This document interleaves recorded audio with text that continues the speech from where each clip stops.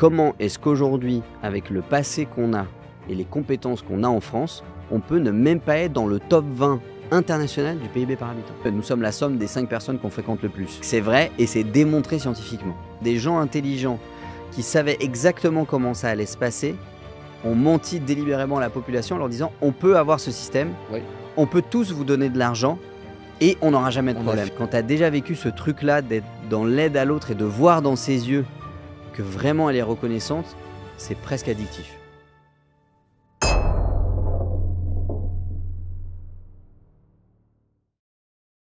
Donc, Timothée, pourquoi l'immobilier? Qu'est-ce qui t'a fait te réveiller un jour, te dire je vais Pourquoi me mettre dans l'immobilier? l'immobilier? Parce que c'est le seul actif où tu peux vraiment, entre guillemets, partir de zéro. Alors c'est un grand mot, partir de zéro.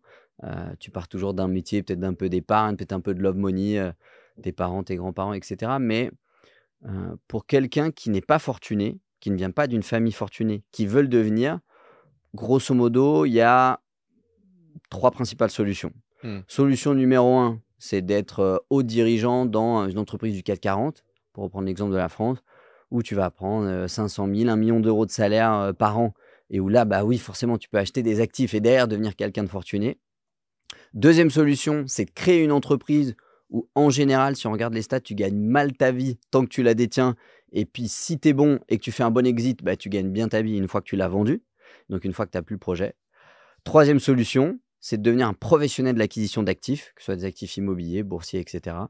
Mais où l'immobilier est là où tu as l'effet de levier bancaire le plus important et donc là où tu as le multiple le moins risqué avec le maximum de rendement. C'est ça notre métier en tant qu'investisseur, hein, c'est de repérer des divergences positives dans le sens du rendement entre le risque et le rendement.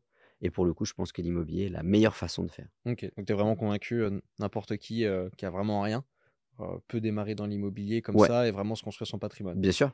Et, Pas plus tard qu'hier, je fais quelques sessions de coaching one-one de temps en temps. J'ai un mec, tu vois, qui gagne 1 500 € par mois, qui petit à petit a réussi à prendre un deuxième job, qui s'est mis à gagner 2 500 € par mois, donc 1 000 € de plus. Ouais, Aujourd'hui, il a acheté son premier immeuble d'accord. dans une ville de province avec un restaurant au premier étage, 4 apparts au-dessus, qui retape petit à petit les week-ends parce qu'il n'avait pas non plus l'enveloppe pour faire les travaux. Et le mec, s'il arrive à faire ça une fois tous les 2 ans, il arrive à 50 ans, il a un peu plus d'1 million d'euros de patrimoine. La vie aujourd'hui est un peu plus douce quand tu as du Ouais, patrimoine, clairement. notamment payé et que tu arrives à 50 ans, que si tu l'as pas, quoi. Et pourquoi est-ce que tu penses qu'il y a autant de monde qui va freiner là-dessus et se dire ah non, non, c'est un coup foireux, je vais pas y aller? Pourquoi il y a autant de monde, tu veux dire, qui doute de l'immobilier? Ouais. Sans même douter de l'immobilier, mais qui doute de la possibilité. Tu vois, quand quelqu'un arrive et il y a, je sais pas moi, 30, 35 ans et dit j'ai 5, 6 appartements. Alors, quand c'est en privé, les gens vont avoir tendance à dire c'est peut-être vrai. Mais quand il dit ça sur Internet, c'est forcément un escroc. Il y en a qui en sont. Mais tu vois, pourquoi est-ce qu'il y a ce doute permanent, à ton avis? C'est français. En vrai, c'est 100 % français, tout simplement pour le fait alors il y a, 2 facteurs, je vais te donner un comparatif. Aujourd'hui, on parle beaucoup de la dette française, Mhm. 3 000 milliards d'euros approximativement. Et quand on en parle, on se dit: «Putain, c'est la fin du monde, la France au bord de la faillite» et cetera et cetera. La vérité, c'est que les chiffres, pas du tout. L'entreprise française, si on regarde un peu sa trésorerie, donc l'entreprise française, c'est les administrations françaises et la population française, c'est 20 000 milliards de liquidités. Donc on a 3 000 milliards de dettes pour 20 000 milliards d'actifs. Ah, moi, demain, si tu me donnes cette équation-là, je la prends. Hmm. Tu vois ce que je veux dire? Mais parce qu'on a cette mentalité où on a tendance à voir le verre à moitié vide au lieu de le voir à moitié plein, on a l'impression que c'est la fin du monde, qu'on va pas y arriver, et cetera. Certes, on est dans une période de difficulté économique, enfin, tu pas sans le savoir, mais on n'est pas au bord du gouffre. Ça, c'est Hmm. pas vrai Ok. financièrement. Et c'est la même chose avec la tata Jacqueline que tu vois au barbecue le dimanche, qui te dit: «Oh là là, attention, les locataires ne payent plus, les banques ne prêtent plus et tout va s'effondrer». Bah, je veux dire, enfin moi, mon grand-père et mon arrière-grand-père avaient déjà ces mentalités-là et je veux dire, on en est là aujourd'hui et ça s'est pas effondré. Hmm. Alors, le jeu de l'investisseur, c'est de surfer sur les tendances, évidemment, et c'est ce qu'on appelle de l'allocation d'actifs. Parfois, il vaut mieux mettre un peu plus de capitaux dans de la pierre, parfois ça va être des obligations d'État, parfois ça va être de la bourse. Mais le but du jeu, c'est vraiment à chaque fois d'arriver à choper les tendances et de faire le meilleur rendement possible avec le minimum de risque. Donc au final, ce qui fait peur aux Français, c'est l'argent. Ouais. Grosso modo, hein. Grosso modo, c'est Enfin, ça. en fait, faut être. C'est simple, il faut être proactif, quoi. C'est-à-dire Exactement, que la plupart des gens sont passifs et laissent le destin décider de exactement, leur sort sur l'argent, exactement. alors que, on peut Mmh. prendre la main dessus. Est-ce que le risque, c'est pas de ne rien faire? Exactement.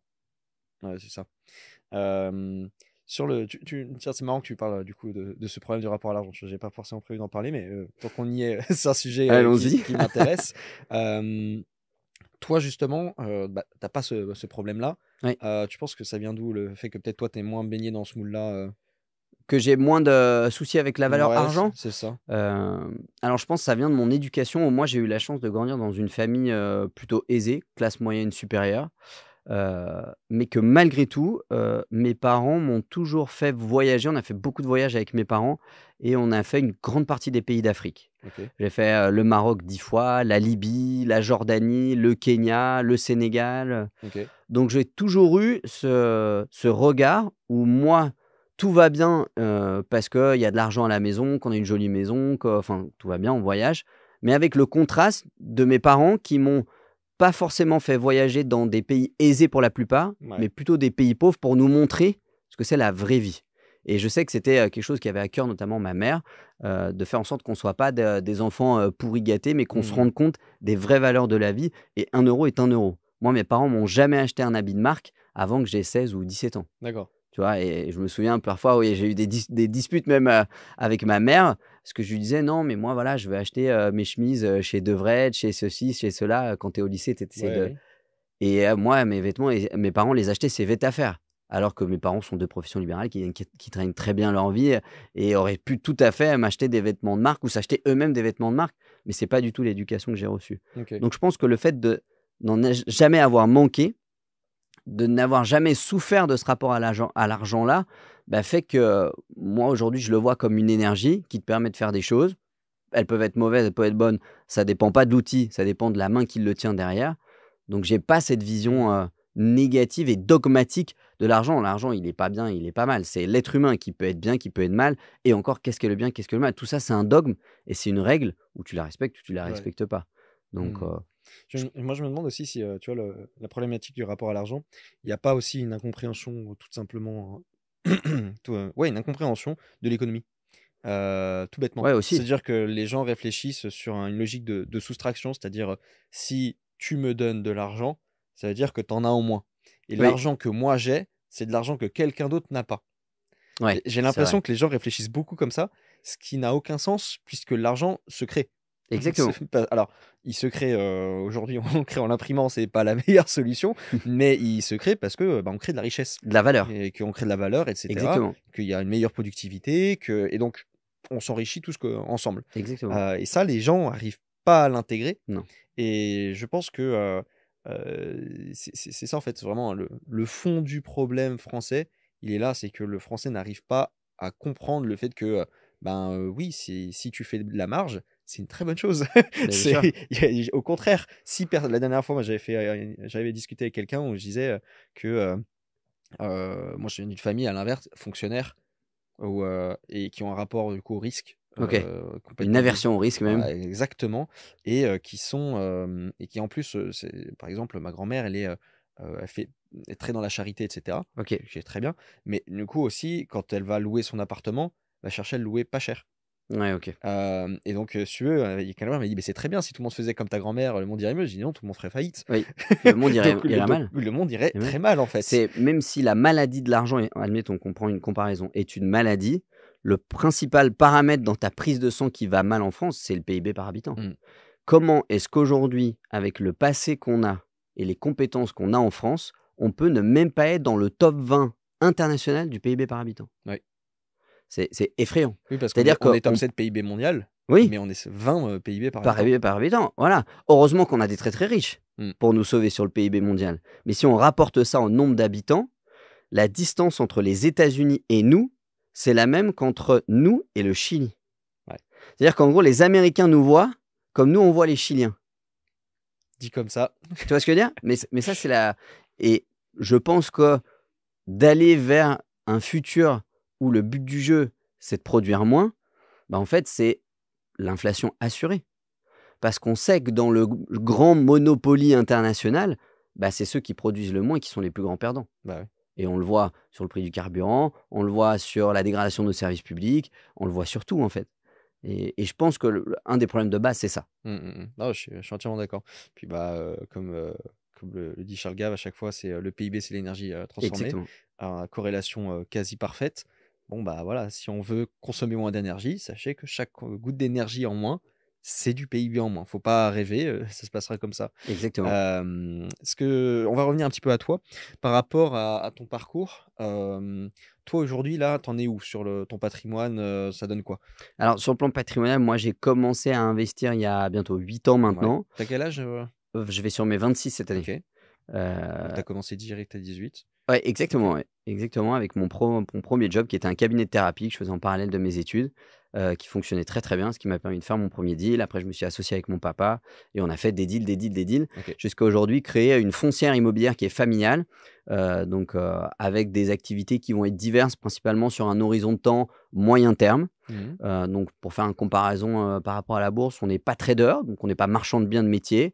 On n'est pas très long-termiste, c'est-à-dire qu'on ne se prive pas de vendre des actifs quand on en a besoin, mais on a une évolution qui est ce qu'on appelle en marche d'escalier à bout pointu. Ok. C'est-à-dire qu'on achète, on achète, on achète, on achète, on voit qu'on ne peut plus acheter, on liquide une partie de nos stocks, on récupère de la liquidité et avec cette liquidité, on peut repartir sur une courbe ascendante. D'accord. C'est-à-dire grosso modo qu'on est dans une mécanique aujourd'hui, on a avec ceux qui sont dans les tuyaux, on avoisine les 140 biens immobiliers en portefeuille pour à peu près 15 millions d'euros de valorisation totale. Et le but du jeu est de faire grossir cette valorisation en maintenant des bonnes constantes dans notre portefeuille. Ok. Pour un professionnel de l'immobilier, ce qu'on va regarder, c'est la valeur entre l'actif et le passif, le taux de liquidité, le taux de rotation. Et en fait, petit à petit, le but du jeu étant de grossir, grossir, grossir, grossir en maintenant nos statistiques au maximum et en Mhm. faisant le plus de projets possible. Ok. D'accord. Tu disais qu'à côté, t'as un côté. Tu m'as dit le cabinet, c'était un cabinet de De thérapie. thérapie. Ouais, Bon, donc tu as un côté aussi médical. bien sûr. Tu peux essayer de nous parler un petit peu de ça et puis comment tu as géré tout Ouais. l'ensemble? Alors, en gros, quand j'étais au lycée, j'étais fan de sport et je faisais à peu près 10 kilos de plus qu'aujourd'hui. D'accord. Donc j'étais un peu plus costaud. Aujourd'hui, j'ai moins le temps de faire du sport malheureusement et à cette époque-là, j'avais commencé à vendre des programmes de sport dans ma salle de sport Ok. et en fait, j'avais plutôt des bons résultats. J'étais dans une salle de sport qui s'appelait Giga Gym, qui était une ancienne à l'époque, qui a été rachetée depuis et un jour, mes parents, ils me disent: «Ah, pourquoi tu ne vendrais pas des programmes?» Je trouve une formation de e-learning de nutrition, sur internet, je la prends et puis je me dis: «Bah, tiens, si je peux proposer un petit programme par-ci, un petit programme par-là», comme un peu un job étudiant, tu vois? Ouais, Comme tu ouais. irais faire les vendanges en Bourgogne, il y en a beaucoup qui vont faire les vendanges, j'ai un peu le même genre et au final, j'arrive bien à quand même à en faire pas mal et je prends vraiment goût pour le fait d'accompagner quelqu'un d'un point A à un point B. Alors là, pour le coup, c'était pas des gens malades, c'était des gens qui avaient des objectifs sportifs et je me dis: «Bah, tiens, comment est-ce que je peux en faire mon métier?» Alors j'avais déjà, médecine en tête parce que mon père est médecin généraliste, Ok. j'avais la psycho aussi, j'avais, prépa physique, prof de sport et puis, petit à petit, je commence à m'intéresser à des disciplines comme la programmation neurolinguistique, le coaching. Je commence à regarder des mecs comme Franck Nicolas sur YouTube, comme Tony Robbins, comme, c'était les tout débuts à l'époque de David Laroche, des personnalités comme ça. Je décide de faire médecine et à la fin de ma première année de médecine, j'ai eu une première année compliquée. Mes parents ont divorcé, le divorce s'est pas super bien passé, donc très, très sport pour moi la Mhm. première année. Je me dis: «Tiens, pour me récompenser, à la fin de l'année, je me paye une formation pour faire de l'hypnothérapie». C'est un truc qui m'intéressait déjà Ok. d'avant, et je me dis: «Bah, comme ça, voilà, je fais une formation professionnalisante pour être hypnothérapeute, et après je pourrais ouvrir mon auto-entreprise, faire une petite consultation, puis plutôt que d'aller bosser à McDo pour me faire un peu de sous Mhm. ou à Carrefour comme faisaient tous mes copains à l'époque, Ouais. bah, si j'arrive à faire 2-3 consultations par semaine, ça serait trop bien». Mhm. Et du coup, à cette époque-là, bah, je décide de lancer cette activité et qui, en l'espace de 6 mois, en fait, marche beaucoup plus que ce que j'avais imaginé puisque je passe de 0 à 30 consultations par semaine. Ok. Donc tu vois, avec un prix moyen de la consulte à 80 €, 1 heure pour les premières, une demi-heure pour les secondes. Ah, grosso modo, ça fait que j'avais le salaire d'un PH à l'hôpital, alors que j'étais en début de deuxième année de médecine, quoi, Mhm. grosso modo. Alors par contre, le samedi, je consultais de 7h30 à 19h30, le dimanche de 9h à 17h, une après-midi en plus dans la semaine. Donc j'avais des bonnes semaines, quoi. Ok. Et c'est ce qui m'a permis de faire mon premier crédit immobilier, de faire mon premier achat, puis mon deuxième, puis mon troisième. Ensuite, je suis devenu formateur dans l'école dans laquelle j'étais formé, ce qui m'a permis d'augmenter encore un petit peu plus mes revenus. J'ai commencé à faire des conférences sur le sujet et ça s'est fait de fil en aiguille comme ça, tout en D'accord. poursuivant mes études de médecine. Et justement, comment tu as réussi à gérer les études de médecine à côté? Parce que c'est pas les Tu vois, moi, j'ai fait des études en informatique. C'est le Ouais. truc où, bon, tu as des projets à côté, mais il y a pas besoin de passer des heures à bachoter. C'est pas le cas de la médecine. Ouais. Comment tu gères tout ça? Ce serait mentir de dire que c'est pas par rapport à une quantité de travail. Je pense qu'il y a non seulement le fait que, je suis pas trop mal câblé de base, mais c'est surtout aussi que, voilà, je te donne un exemple. En médecine, on a la réputation de faire pas mal de teuf, Ouais, de soirées, ce qu'on appelle les soirées open bar. Moi, j'en ai jamais fait de ma vie. OK. C'est-à-dire qu'aujourd'hui, je suis en 8e année de médecine, donc j'ai quasi fini, la totalité de mon cursus. J'ai jamais fait une seule soirée open bar de ma vie. Parce que, bah, forcément, quand moi je consulte le samedi matin à 7h30, je peux pas sortir le vendredi Mmh. soir jusqu'à 5h du matin. D'autant plus qu'à l'époque, je commençais à faire mes premiers deals immobiliers. J'avais acheté mes premières formations d'immobilier sur internet, donc je me formais, je faisais mes calculs, enfin, voilà, je bossais vraiment 90 heures par semaine et encore aujourd'hui, je bosse 90 heures par semaine. Voilà, je pense qu'il faut pas pipoter les gens. Heu, Si j'ai un talent, c'est pas d'être super intellectuel, mais c'est d'être un bourreau de travail. OK. Et tu m'as dit là, tu viens de que tu avais acheté une formation en immobilier. À l'époque, ouais. Et du coup donc ta famille savait gérer quand même un petit peu tout cet aspect immobilier ou c'est Pas toi, plus en que fait, qui t'y ça. es mis Mes après parents tu avaient fait un peu de loi Pinel, d'accord. voilà, mais c'était pas du tout les discussions de OK. table, à l'époque. Mon père avait fait aussi, un petit peu d'immobilier, il avait acheté des apparts, tout ça, mais en étant très délégué, en faisant souvent des mauvaises affaires, voilà, où il était obligé de remettre au pot à la fin de l'année parce qu'il y OK. avait plus rien pour payer la taxe foncière et cetera. Donc il s'y intéressait sans s'y intéresser pour préparer un peu ses vieux jours, mais sans plus et c'est vraiment à partir du moment où moi j'ai mis le pied dedans, où lui il m'a dit: «Bah écoute, voilà, grosso modo, il faut que je prépare ma retraite, mais j'ai pas le temps de m'en Mmh. occuper, puis ça m'intéresse pas plus que ça. Donc si ça te dit, on partage l'aventure ensemble, ça peut OK. être du gagnant-gagnant». Et il a quel âge ton père? Il a 53.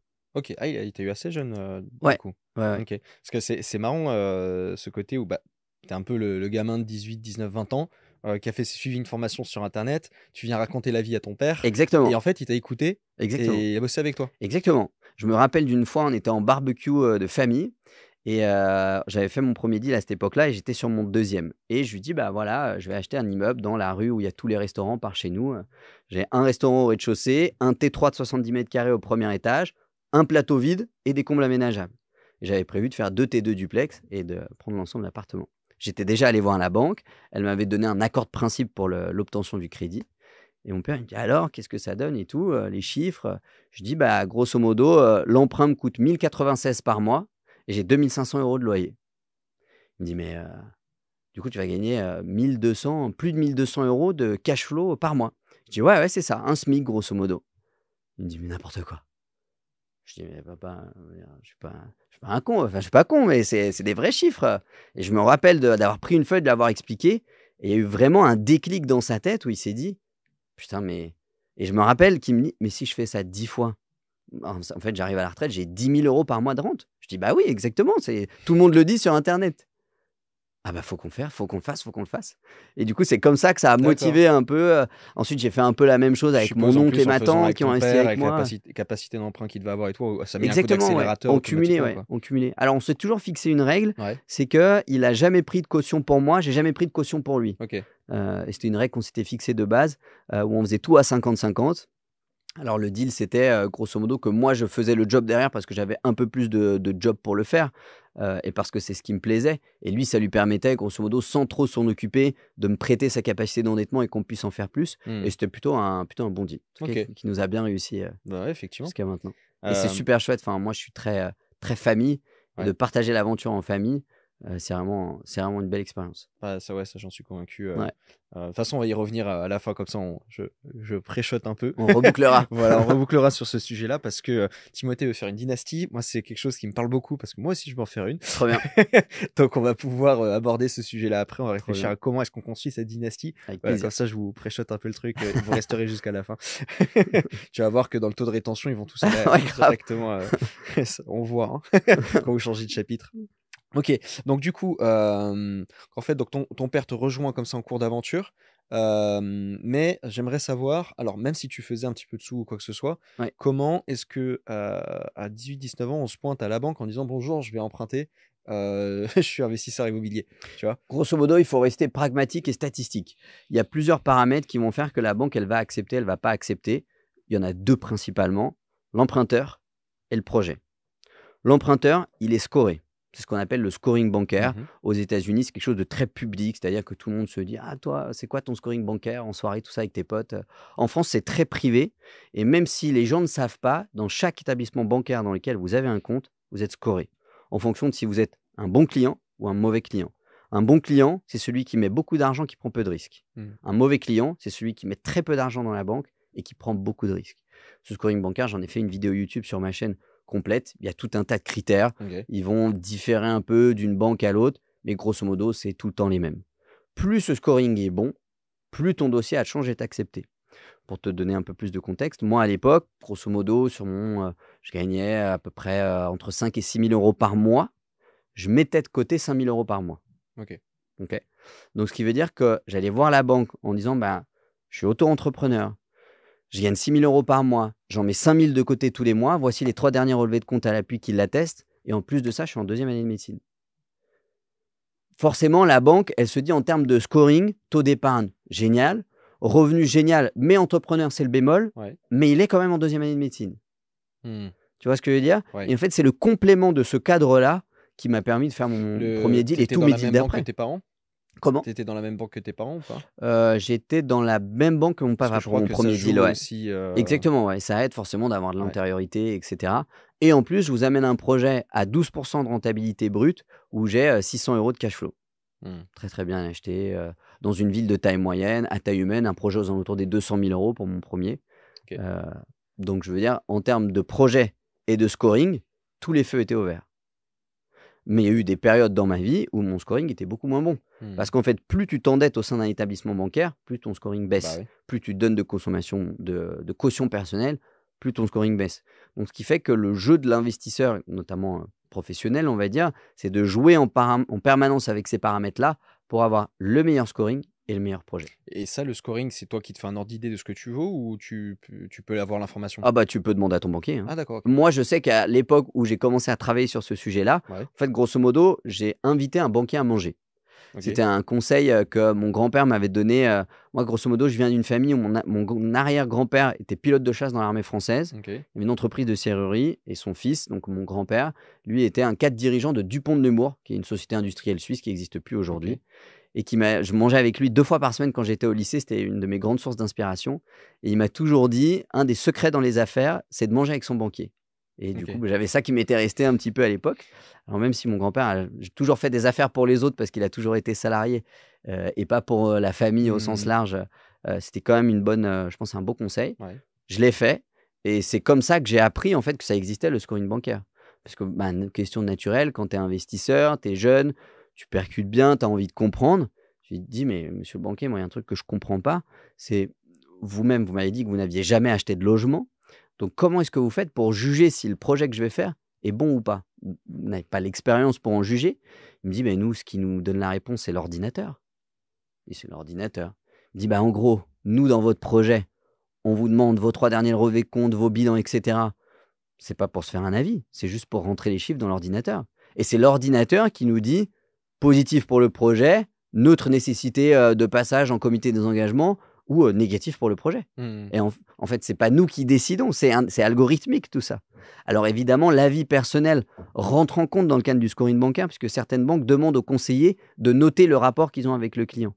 Donc si le client, il est ultra chiant, il discute tous les frais bancaires, à chaque fois qu'il y a un taux d'intérêt un peu supérieur à la moyenne, il est tout le temps là en train de pinailler, bah, ça fait baisser son scoring bancaire parce que c'est un client qui est chiant et le banquier, c'est un commercial qui vend de l'argent et le but du jeu d'un commercial, c'est d'avoir des clients sympas qui consomment. Exactement. Donc si tu es chiant et que tu consommes pas, bah, grosso modo, on va pas jouer le jeu avec toi. Ok. Donc c'est très algorithmique en fait.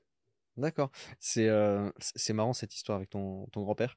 Euh, Tu penses qu'il a eu vraiment beaucoup d'influence sur le fait que... Ouais. Parce que mine de rien, tu vois, des entrepreneurs, il y en a plein, des gars qui construisent leur patrimoine, etc. Mais toi, tu as vraiment t'as commencé jeune. Ouais. Euh, Et j'ai à- toujours été passionné par le patrimoine ouais. beaucoup plus que par l'argent. Ouais, donc, tu vois, je veux dire, c'est le genre de remarque. Je pense qu'il y a plein de gars, on sort à un lycée là, on pose la question qu'est-ce qu'un patrimoine. Je pense que 99% des élèves ne savent même pas ce que c'est. Tu crois? Ouais, Ouais. je suis convaincu qu'ils savent même pas te le définir. Ok. Ils vont te dire un truc du style, c'est ce que j'ai. Mais après, tu vois, ils sauront pas te définir comment on fait un patrimoine. Enfin, Mm. ils pourront pas aller bien loin dans la discussion, je pense. Déjà, la notion de l'argent, on est très loin. Ouais. Donc, ils ont de l'argent de poche, c'est déjà bien. Et toi, à 18 ans, tu commences déjà, etc. Donc, tu vois, cette influence familiale, je suis convaincu qu'elle a joué. Enfin, tu peux me dire Carrément. si t'es d'accord ou pas. Carrément. T'as eu d'autres conseils comme ça ou d'autres influences autres que ton grand-père ou même directement de ton grand-père qui t'ont vraiment aidé pour Ouais, démarrer? bah, je pense, mon arrière-grand-père, était serrurier, à son compte et la vie et le travail au sens large, l'ont rendu malheureux d'une certaine mesure. Il avait tendance à boire un peu trop d'alcool, donc mon grand-père a vu son père lui-même malheureux alors qu'il gagnait beaucoup d'argent et quand il est décédé, il y avait rien, il y avait zéro, il y D'accord. avait plus rien. Mon grand-père a très bien gagné sa vie toute sa vie, mais quand il est décédé, il y avait quasi rien. Et je pense qu'il y a eu comme ça, une sorte d'éducation qui se fait de manière inconsciente en moi, où je me suis dit: «Bah, en fait, gagner de l'argent, ça rend pas heureux». Mmh. La preuve, les personnes les plus proches que moi, que j'ai connues, en ont toujours gagné et au final, ça a jamais été des gens très épanouis. Donc c'est peut-être pas ça le secret et je pense que c'est de fil en aiguille quelque chose qui a toujours, un peu été, omniprésent en moi, c'est de se dire: «Bah, moi, plutôt que d'avoir 100 000 € dans mon compte en banque, je préfère avoir une parcelle de vigne». Ouais. Mais très largement et c'est-à-dire qu'aujourd'hui, souvent on dit en soirée, tu sais, en soirée en avec des amis et cetera qui sont pas forcément dans ce truc-là, de se développer sur le plan financier: «Ah ouais, mais toi Tim, tu es riche». Je leur dis: «Non, non, je commence à être un petit peu fortuné à ma petite échelle, mais je suis pas riche». Parce que j'ai beaucoup plus de patrimoine que de l'argent que je gagne tous les mois. Mmh. Mais en fait, c'est ce que je veux parce que, tu vois, moi tous les mois, allez, je dépense, je sais pas, 2 000 € par mois, 2 500 € par mois Ouais. et ça me fait pas kiffer. De le dépenser. C'est pas OK. mon truc, ça me fait pas vibrer. Ce qui me fait kiffer, c'est de faire grossir mon assiette patrimoniale, c'est d'accumuler du patrimoine, c'est jouer avec des actifs. Ce qui me plaît, c'est le Monopoly et c'est le Monopoly pour le jeu, pas le Monopoly pour le billet, OK. pour te donner une métaphore. Ah, c'est une très bonne métaphore. Je sais plus si tu me l'avais dit, ton patrimoine, il s'élève à combien là? En brut, on arrive aux alentours des 15 millions d'actifs avec Ah ceux oui, qui sont oui, dans tu les me l'avais dit, tuyaux, ouais, ouais. OK. Ouais, Donc pour à peu près rappel. 6 millions d'euros, d'actifs, OK. nets. OK. D'accord. Donc 15 de passifs pour 6 d'actifs. Dans cette construction de patrimoine, tu verrais à quel point l'importance de l'effet du temps dessus? Heu, Il est essentiel. La formule mathématique à retenir dans l'investissement, c'est P égale RE fois grand R fois T. Ton patrimoine, c'est égal à tes revenus épargnés, multiplié par le rendement auquel tu es capable de placer ces revenus épargnés, multiplié par le temps pendant lequel tu peux maintenir ce rendement. mmh, Donc évidemment, plus tu es vieux, plus tu es riche quand tu appliques cette formule. Si Warren Buffett est le plus grand investisseur de tous les temps, c'est aussi, évidemment, c'est un expert de son domaine et il est très, très, très, très, très brillant, mais c'est aussi parce qu'il est assez âgé. ouais. Donc forcément, le temps est une métrique un peu incontrôlable, sauf pour le fait de commencer le plus tôt possible. Mmh mh. Et c'est ça en fait, c'est là où c'est, je pense que c'est l'une des plus grandes inégalités. Tu vois, on parle beaucoup d'égalité dans ce pays et Ouais, à chaque fois on met un coup d'épée dans l'eau, systématiquement. Je pense que l'une des plus grandes inégalités, c'est cette information-là, puisque là, la métrique centrale, elle est liée au temps oui, et donc si l'information tu l'as tard, ben, tu es juste, tu as tu perdu de juste l'argent. désolé et tu peux pas faire autrement Enfin, tu as un et tu manque peux à pas gagner qui est rattraper. énorme. Ouais, tu Tu peux peux pas pas le rattraper, rattraper, c'est c'est pas fini. possible. Justement, j'en discutais, ouais, s'il y en a qui nous écoutent qui ont 20 ans, on va vous faire une petite démonstration toute bête. Imaginons que vous placiez, alors j'ai plus le taux d'intérêt exact, je crois qu'on était à 7-8% Ok, par an. Que vous placiez 200 € par mois, de vos 20 ans à vos 30 ans et que vous fassiez un 7-8% par an. Après vos 30 ans, vous décidez finalement que vous placez plus rien.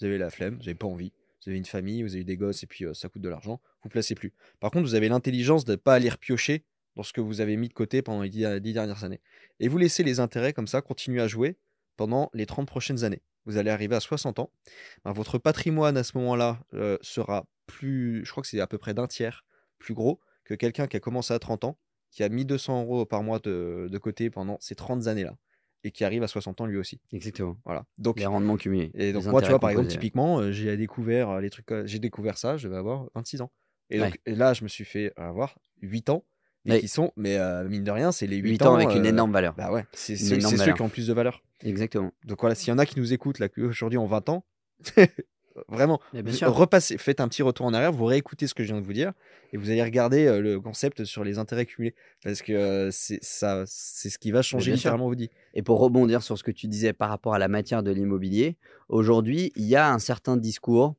certaines tranches de la population qui dit: «Oui, mais l'immobilier aujourd'hui avec les taux, on a du mal à avoir du cash flow et c'est vrai que c'est plus dur de faire du cash flow, donc ça vaut pas le coup». Mais n'importe quoi. Dans l'immobilier, on gagne pas de l'argent avec le cash flow, on gagne de l'argent avec le remboursement du capital et la plus-value latente dans notre bien. Dans la vie, comment est-ce qu'on gagne de l'argent avec un actif? Grosso modo, c'est soit cet actif me fait des bébés tous les mois, Mhm. qu'on appelle le rendement locatif pour ce qui est de l'immobilier, soit je sais que je l'achète aujourd'hui à 100, mais d'ici quelques années, quelques semaines, quelques jours, je le revends 150. Donc c'est de la plus-value, cash flow ou plus-value. Mais aujourd'hui, bah, quand tu rembourses du capital tous les mois, admettons, je dis n'importe quoi, sur un crédit de 1000 euros, tu vas avoir 700 euros de remboursement de capital, ça veut quand même dire que ta tête, tous les mois, elle augmente de 700 euros. Oui, Tu vois ce que je veux dire? oui, oui. Donc le mec va dire: «Ouais, mais j'ai acheté mon appart à Paris, j'ai 1 000 € de loyer, mais j'ai 1 000 € de crédit, donc je gagne rien». Bah, tu as rien compris, tu as rien compris. Mhm. Parce que le but du jeu, en fait, c'est de faire grossir ton assiette patrimoniale petit à petit en faisant le minimum d'efforts possible et en prenant le moins de risques possible. Mais aujourd'hui, tu achètes un appart à Paris, il coûte 1 000 € de crédit par mois, tu loues 1 000 € par mois, ben en fait, c'est un super bon deal. Après, est-ce que toi, tu vois, toi là-dessus, tu as le biais parce que tu t'y connais très bien. Oui, Et puis, bah, tu es dans une logique d'investisseur. ouais, 99% des Français qui écoutent ce genre de discours, eux réfléchissent en mode bah, je vais m'acheter ma maison ou mon appartement. Et là, on est dans un autre schéma. exactement. Est-ce que tu penses que là, par contre, dans ce schéma-là, par rapport à ce que font la plupart des gens, donc ils trouvent une maison, ils se disent juste tiens, je vais devenir propriétaire plutôt que d'être locataire et de Oui. repartir. Est-ce que tu penses que c'est toujours très pertinent ce qu'ils font là-dessus? Par exemple, quelqu'un qui achète en campagne, je pense qu'il prend pas beaucoup de risques, et quelqu'un qui achèterait dans une très grande ville française aujourd'hui. C'est-à-dire que tout dépend de, la manière dont tu as acheté. Un bon investissement, il se fait toujours à l'achat. Ça, c'est vraiment une loi, Hmm. irréfutable, on va dire, de l'investissement et notamment immobilier. Mais ce qu'il faut se dire, c'est que quand j'achète ma résidence principale, le but du jeu, c'est de la revendre plus cher. Parce que je sais que tous les mois, bah, je ne vais pas payer de loyer, donc je ne vais pas gagner d'argent avec du cash flow, je vais en gagner en remboursant un petit peu de capital. Mais là où je peux vraiment avoir un game changer, d'autant plus qu'il y a un gros avantage fiscal à faire ça avec sa résidence principale, qui est exonéré d'impôt sur la Mhm. plus-value, quand c'est la définition de la résidence principale, bah, c'est de dire j'ai acheté mon appart à 250 000, mais je sais que dans 6 7 ans, j'aurai besoin d'une chambre de plus, mais je pourrais le revendre 350 400. Quand tu es dans cette perspective-là, bah, ça peut avoir un vrai intérêt d'acheter ta résidence principale parce que tu sais que derrière, tu as du stock. Ouais. Le stock foncier, c'est la différence entre le prix auquel je peux vendre et les dettes qu'il me reste et qui sont inhérents à cet actif. Donc la valeur d'hypothèque, grosso modo, qui me reste à payer au niveau de ce bien. Et le but du jeu, et c'est ce que va regarder la banque, c'est quelle est la valeur du stock de la personne qui est en face de moi. Et nous, en tant que foncière immobilière, c'est vraiment un des paramètres dont on prend le plus soin, c'est la quantité de stock. Et pour avoir un bon stock, il n'y a pas 36 000 façons. Une des plus basiques, c'est les travaux. Parce que tu vas venir créer de la valeur. Et cette valeur-là, comme les travaux coûtent moins cher que ce que Hmm. l'appartement fini rapporte, bah, tu as un delta qui se creuse entre ce que j'ai acheté, au prix que je l'ai acheté et combien ça vaut. Il y a une différence qui est Ouais. positive. Et ça, c'est du stock. Et c'est là où tu peux acheter ta résidence principale et faire une bonne affaire, mais c'est ça qui sera la définition d'une bonne Hmm. affaire. C'est le jour où je revends, bah, je prends de la plus-value et en plus de la plus-value Et exonérée la bonne d'impôt. affaire, du coup, ce n'est pas du tout. En tout cas, ouais, non, en tout cas, aujourd'hui, je pense pas trop, de se dire, juste comme ça, je paye pas un propriétaire et je rembourse la banque. Non, Voilà. ah non, clairement pas. Parce que j'avais fait justement moi le C'est même calcul. pas une affaire. Ouais. Parce que alors, généralement, tu t'appauvris même en faisant comme ça. Exactement, Parce qu'il y en a même qui vont faire des travaux et qui vont avoir le prix entre-temps qui va même baisser. Donc exactement, là, on est vraiment dans tout sauf une bonne affaire. Parce que exactement. moi, j'avais fait un calcul, parce que j'habite à Rome, Ouais, et j'avais fait un calcul dans l'appartement que j'occupe aujourd'hui en tant que locataire, qui me coûte à peu près 1 000 € par mois. Et j'avais imaginé si j'achetais cet appartement, quand je mettais tous les coûts bout à bout sur le travail, parce qu'en plus, les appartements à Rome, la plupart, il y a des travaux à faire. ouais. Voilà, donc Le parc est vétuste, ouais. ouais, ouais. Donc il y a donc les travaux, tu rajoutes bah, les taxes foncières, le notaire, puis bah, l'emprunt à faire, etc. Et en fait, quand je mettais tout bout à bout, si je remensualisais derrière, on était à 1 800 par mois. OK. Donc en fait, ça voulait dire que, en réalité, je passais de 1 000 de dépenses par mois à 1 800. Mais tu peux te dire: «Oui, mais à la fin, c'est à moi». Sauf que ce que je faisais, c'est je me disais: «Mais si ces 800 là à la place, je les investis à tel rendement, qu'est-ce qui se passe?» Bah, j'ai beaucoup plus de patrimoine à la Bah, fin bien sûr. de 30 ans Bah, que bien sûr. si j'avais fait directement l'achat immobilier. Bien Et sûr. donc, il y a des calculs aujourd'hui à faire. En tout cas, quand tu vis en grande ville, je pense que c'est plus intéressant d'être locataire et de calculer la dépense l'investissement qu'il faudrait que tu fasses avec un bon rendement Pour payer ton loyer. pour payer ton loyer. Puis en plus de Exactement. ça, tu peux déménager après, donc voilà. Je pense que c'est moins le cas dans les petites villes, ou dans les campagnes aujourd'hui. Un petit peu moins. Et Heu, en fait, la loi, sous-jacente à ce que tu dis, c'est que, heu, en France, heu, on a ce qu'on appelle le taux maximum de 33 d'endettement, 35 assurance comprise, qui est une règle édictée par le HCSF, Haut Conseil de stabilité financière, qui dit aux banques: «Vous avez le droit de faire ça, vous n'avez pas le droit de faire ça». ouais. Et elle dit aux banques que vous n'avez pas le droit d'endetter ou d'accepter l'endettement de votre client à plus de 33 de ses revenus déclarés, sur déclaration d'impôt. Mmh. OK? Donc il y a pas mal de revenus qui peuvent ne pas rentrer en compte si jamais vous avez du dividende dans votre entreprise, tout ça, c'est encore quelque chose de différent. C'est Ouais. vraiment revenu déclaré. Mais quand tu achètes un bien immobilier, la banque, même un bien, locatif, forcément, bah, elle vient baisser ce taux d'endettement-là. Sauf si tu arrives à ne pas faire bouger l'équation. Taux d'endettement, c'est la différence entre ce que tu gagnes et ce que tu dois comme dette. Ouais. Quand tu achètes ta maison, ta résidence principale, bah, les dettes augmentent, mais ce que tu gagnes n'augmente pas. Mmh. Tu as pas de loyer derrière, il y a pas de rentrée d'argent. Donc ça grignote énormément ton taux d'endettement. Quand tu achètes de l'immobilier locatif, admettons que tu rentres 1 000 € de loyer, la banque, elle considère qu'il y a une part de gestion de risque qui va être attribuée et dégrève 30 de tes loyers, à peu D'accord. près. Alors ça dépend des organismes bancaires, il y en a c'est 60, il y en a c'est 80. Mettons 30 en moyenne, ce qui veut dire que quand tu encaisses 1 000 € de loyer, elle considère que tu as 700 € de loyer Ouais, donc dans tu as son plus ordinateur, 700 là, du coup. plus 700. Mais du coup, si tu as 700 € de crédit et Mmh. que tu as 1 000 € de loyer, considéré 700 par la banque, ton taux d'endettement, il bouge pas. Ouais. Donc la question des gens qui se disent: «Ah bah oui, mais l'immobilier, on peut en acheter un, 2 et après on est bloqué». Toi, tu es bloqué, mais tout le monde n'est pas bloqué. Parce Mmh. que celui qui a pas fait bouger sa fraction, son taux d'endettement, il est toujours bon. Sans parler du fait que le taux d'endettement peut être contourné via des véhicules professionnels, type SCI à l'IS, et cetera. OK. Mais en fait, quand tu réfléchis stats, quand tu réfléchis maths, en fait, c'est totalement possible. Et enfin, je veux dire, si moi j'ai réussi à m'endetter autant, et à réaliser autant d'acquisitions de patrimoine, et je suis pas le seul, on est des millions en France à le faire, heu, c'est pas qu'on est des voyous. Tu Ouais. vois ce que je veux dire? C'est pas qu'on contourne les règles, c'est pas qu'on a menti au banquier. Enfin, je veux dire, le banquier, il sait tout. Grosso modo, aujourd'hui, avec Mmh. internet, tu sais tout, donc il y a pas de mystère. C'est juste qu'il faut que les maths coordonnent parce que ce qui choisit, c'est pas le banquier, c'est l'ordinateur. Et l'ordinateur, 1 + 1 = 2. Donc il faut que l'équation soit bonne. OK. Il y a d'autres choses que les gens ne savent pas comme ça, qui peuvent permettre, d'accéder plus facilement à l'investissement immobilier, Ouais, alors il y a un truc, que les gens n'ont pas forcément conscience, et c'est là où tu peux faire une bonne affaire même si tu achètes ta propre maison. Ouais. C'est que dans l'immobilier, il y a plusieurs prix pour un bien immobilier. Il y a déjà sa valeur perçue. C'est-à-dire, tu arrives sur un plateau qui est pourri, la valeur perçue est très basse. Mmh. Alors que peut-être que sa valeur de marché, qui est le fruit d'un résultat statistique, en disant on prend tous les plateaux à aménager du même nombre de mètres carrés dans les villes de même taille, au même endroit, etc., ça vaut tant.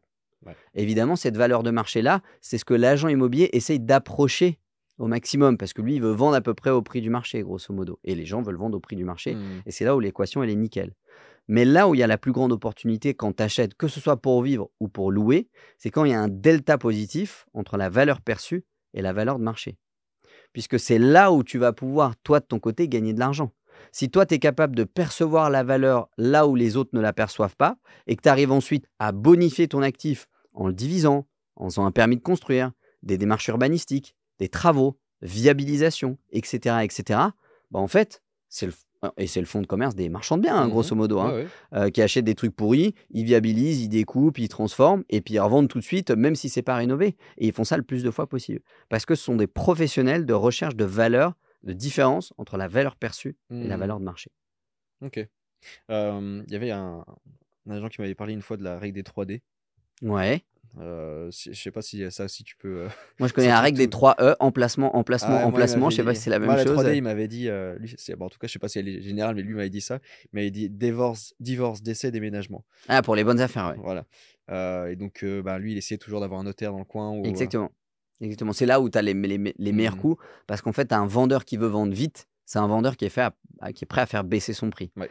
Donc, le plus tu arrives précocement sur le bien et le plus tu proposes des choses qui sont avantageuses pour la personne, je m'occupe de débarrasser les meubles, ne videz pas la cave, je m'en occupe.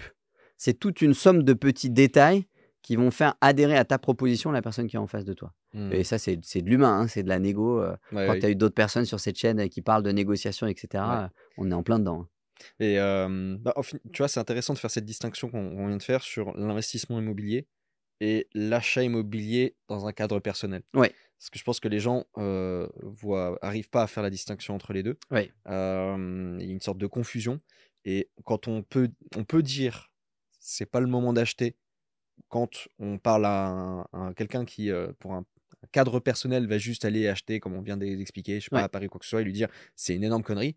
Et en même temps, dire, comme ce que tu viens de faire, que on peut continuer à l'investissement immobilier, etc., et à construire son patrimoine de cette manière-là. Bien sûr. Donc, ça, voilà, je pense voilà, avoir fait cette Un petite distinguo qui est précision, important, ouais. je pense, a été importante.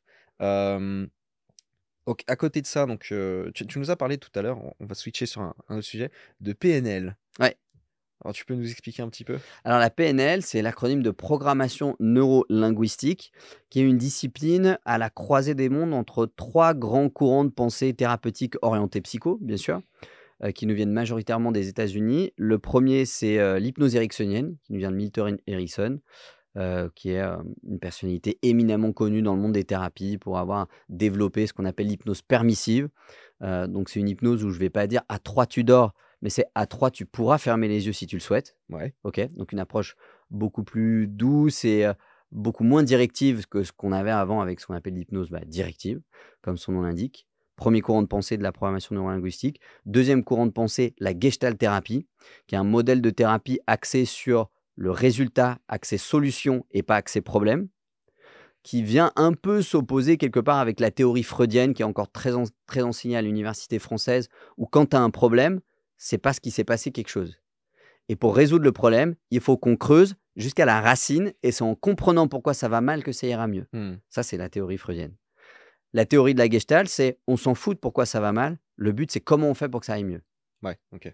Ok, donc c'est un positionnement dans le temps qui est complètement différent. Et troisième courant de pensée de la programmation neurolinguistique, c'est la thérapie familiale systémique de Virginia Satir, qui était une des plus grandes thérapeutes aux États-Unis, notamment une éminence de l'école de Palo Alto, qui a donné ce courant de pensée de la thérapie psychologique, thérapie brève, dont le but du jeu n'est pas d'avoir un patient ou un client en séance de thérapie pendant 10, 15, 20 séances, mais c'est comment est-ce que je le fais avancer le maximum en un minimum de temps. Ok. C'est beaucoup décrié quand même, PNL. C'est un peu comme étant de la pseudo-science. T'en penses quoi de ça? Qu'est-ce que tu répondrais à ça? Moi, je suis quelqu'un de très pragmatique, donc moi, j'ai trouvé ça fascinant. Ouais. Pour moi, c'est vraiment un mode d'emploi du cerveau à part entière. Alors, il y a plusieurs façons d'enseigner la PNL. Elle est enseignée dans quasi toutes les écoles de commerce dans le monde Ouais. aujourd'hui. Hmm.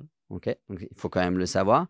Elle est enseignée à l'ENA à l'époque, dans toutes les écoles de négociation quasiment dans le monde. Et aujourd'hui, elle fait partie de beaucoup de cours sur la communication dans tout un tas de cursus, qu'ils soient médicaux ou n'importe quoi. Donc, la PNL, elle est sous-jacente. C'est rare de voir, on a un cours de PNL, mais les principes qu'elle a mis en exergue et qu'elle a un peu synthétisé au sein d'une Bible, et qu'on appelle notamment les présupposés de la PNL. L'un des plus connus étant La carte n'est pas le territoire, voilà, qui est repris par tout un tas d'auteurs dans plein de disciplines. C'est quelque chose de très sous-jacent.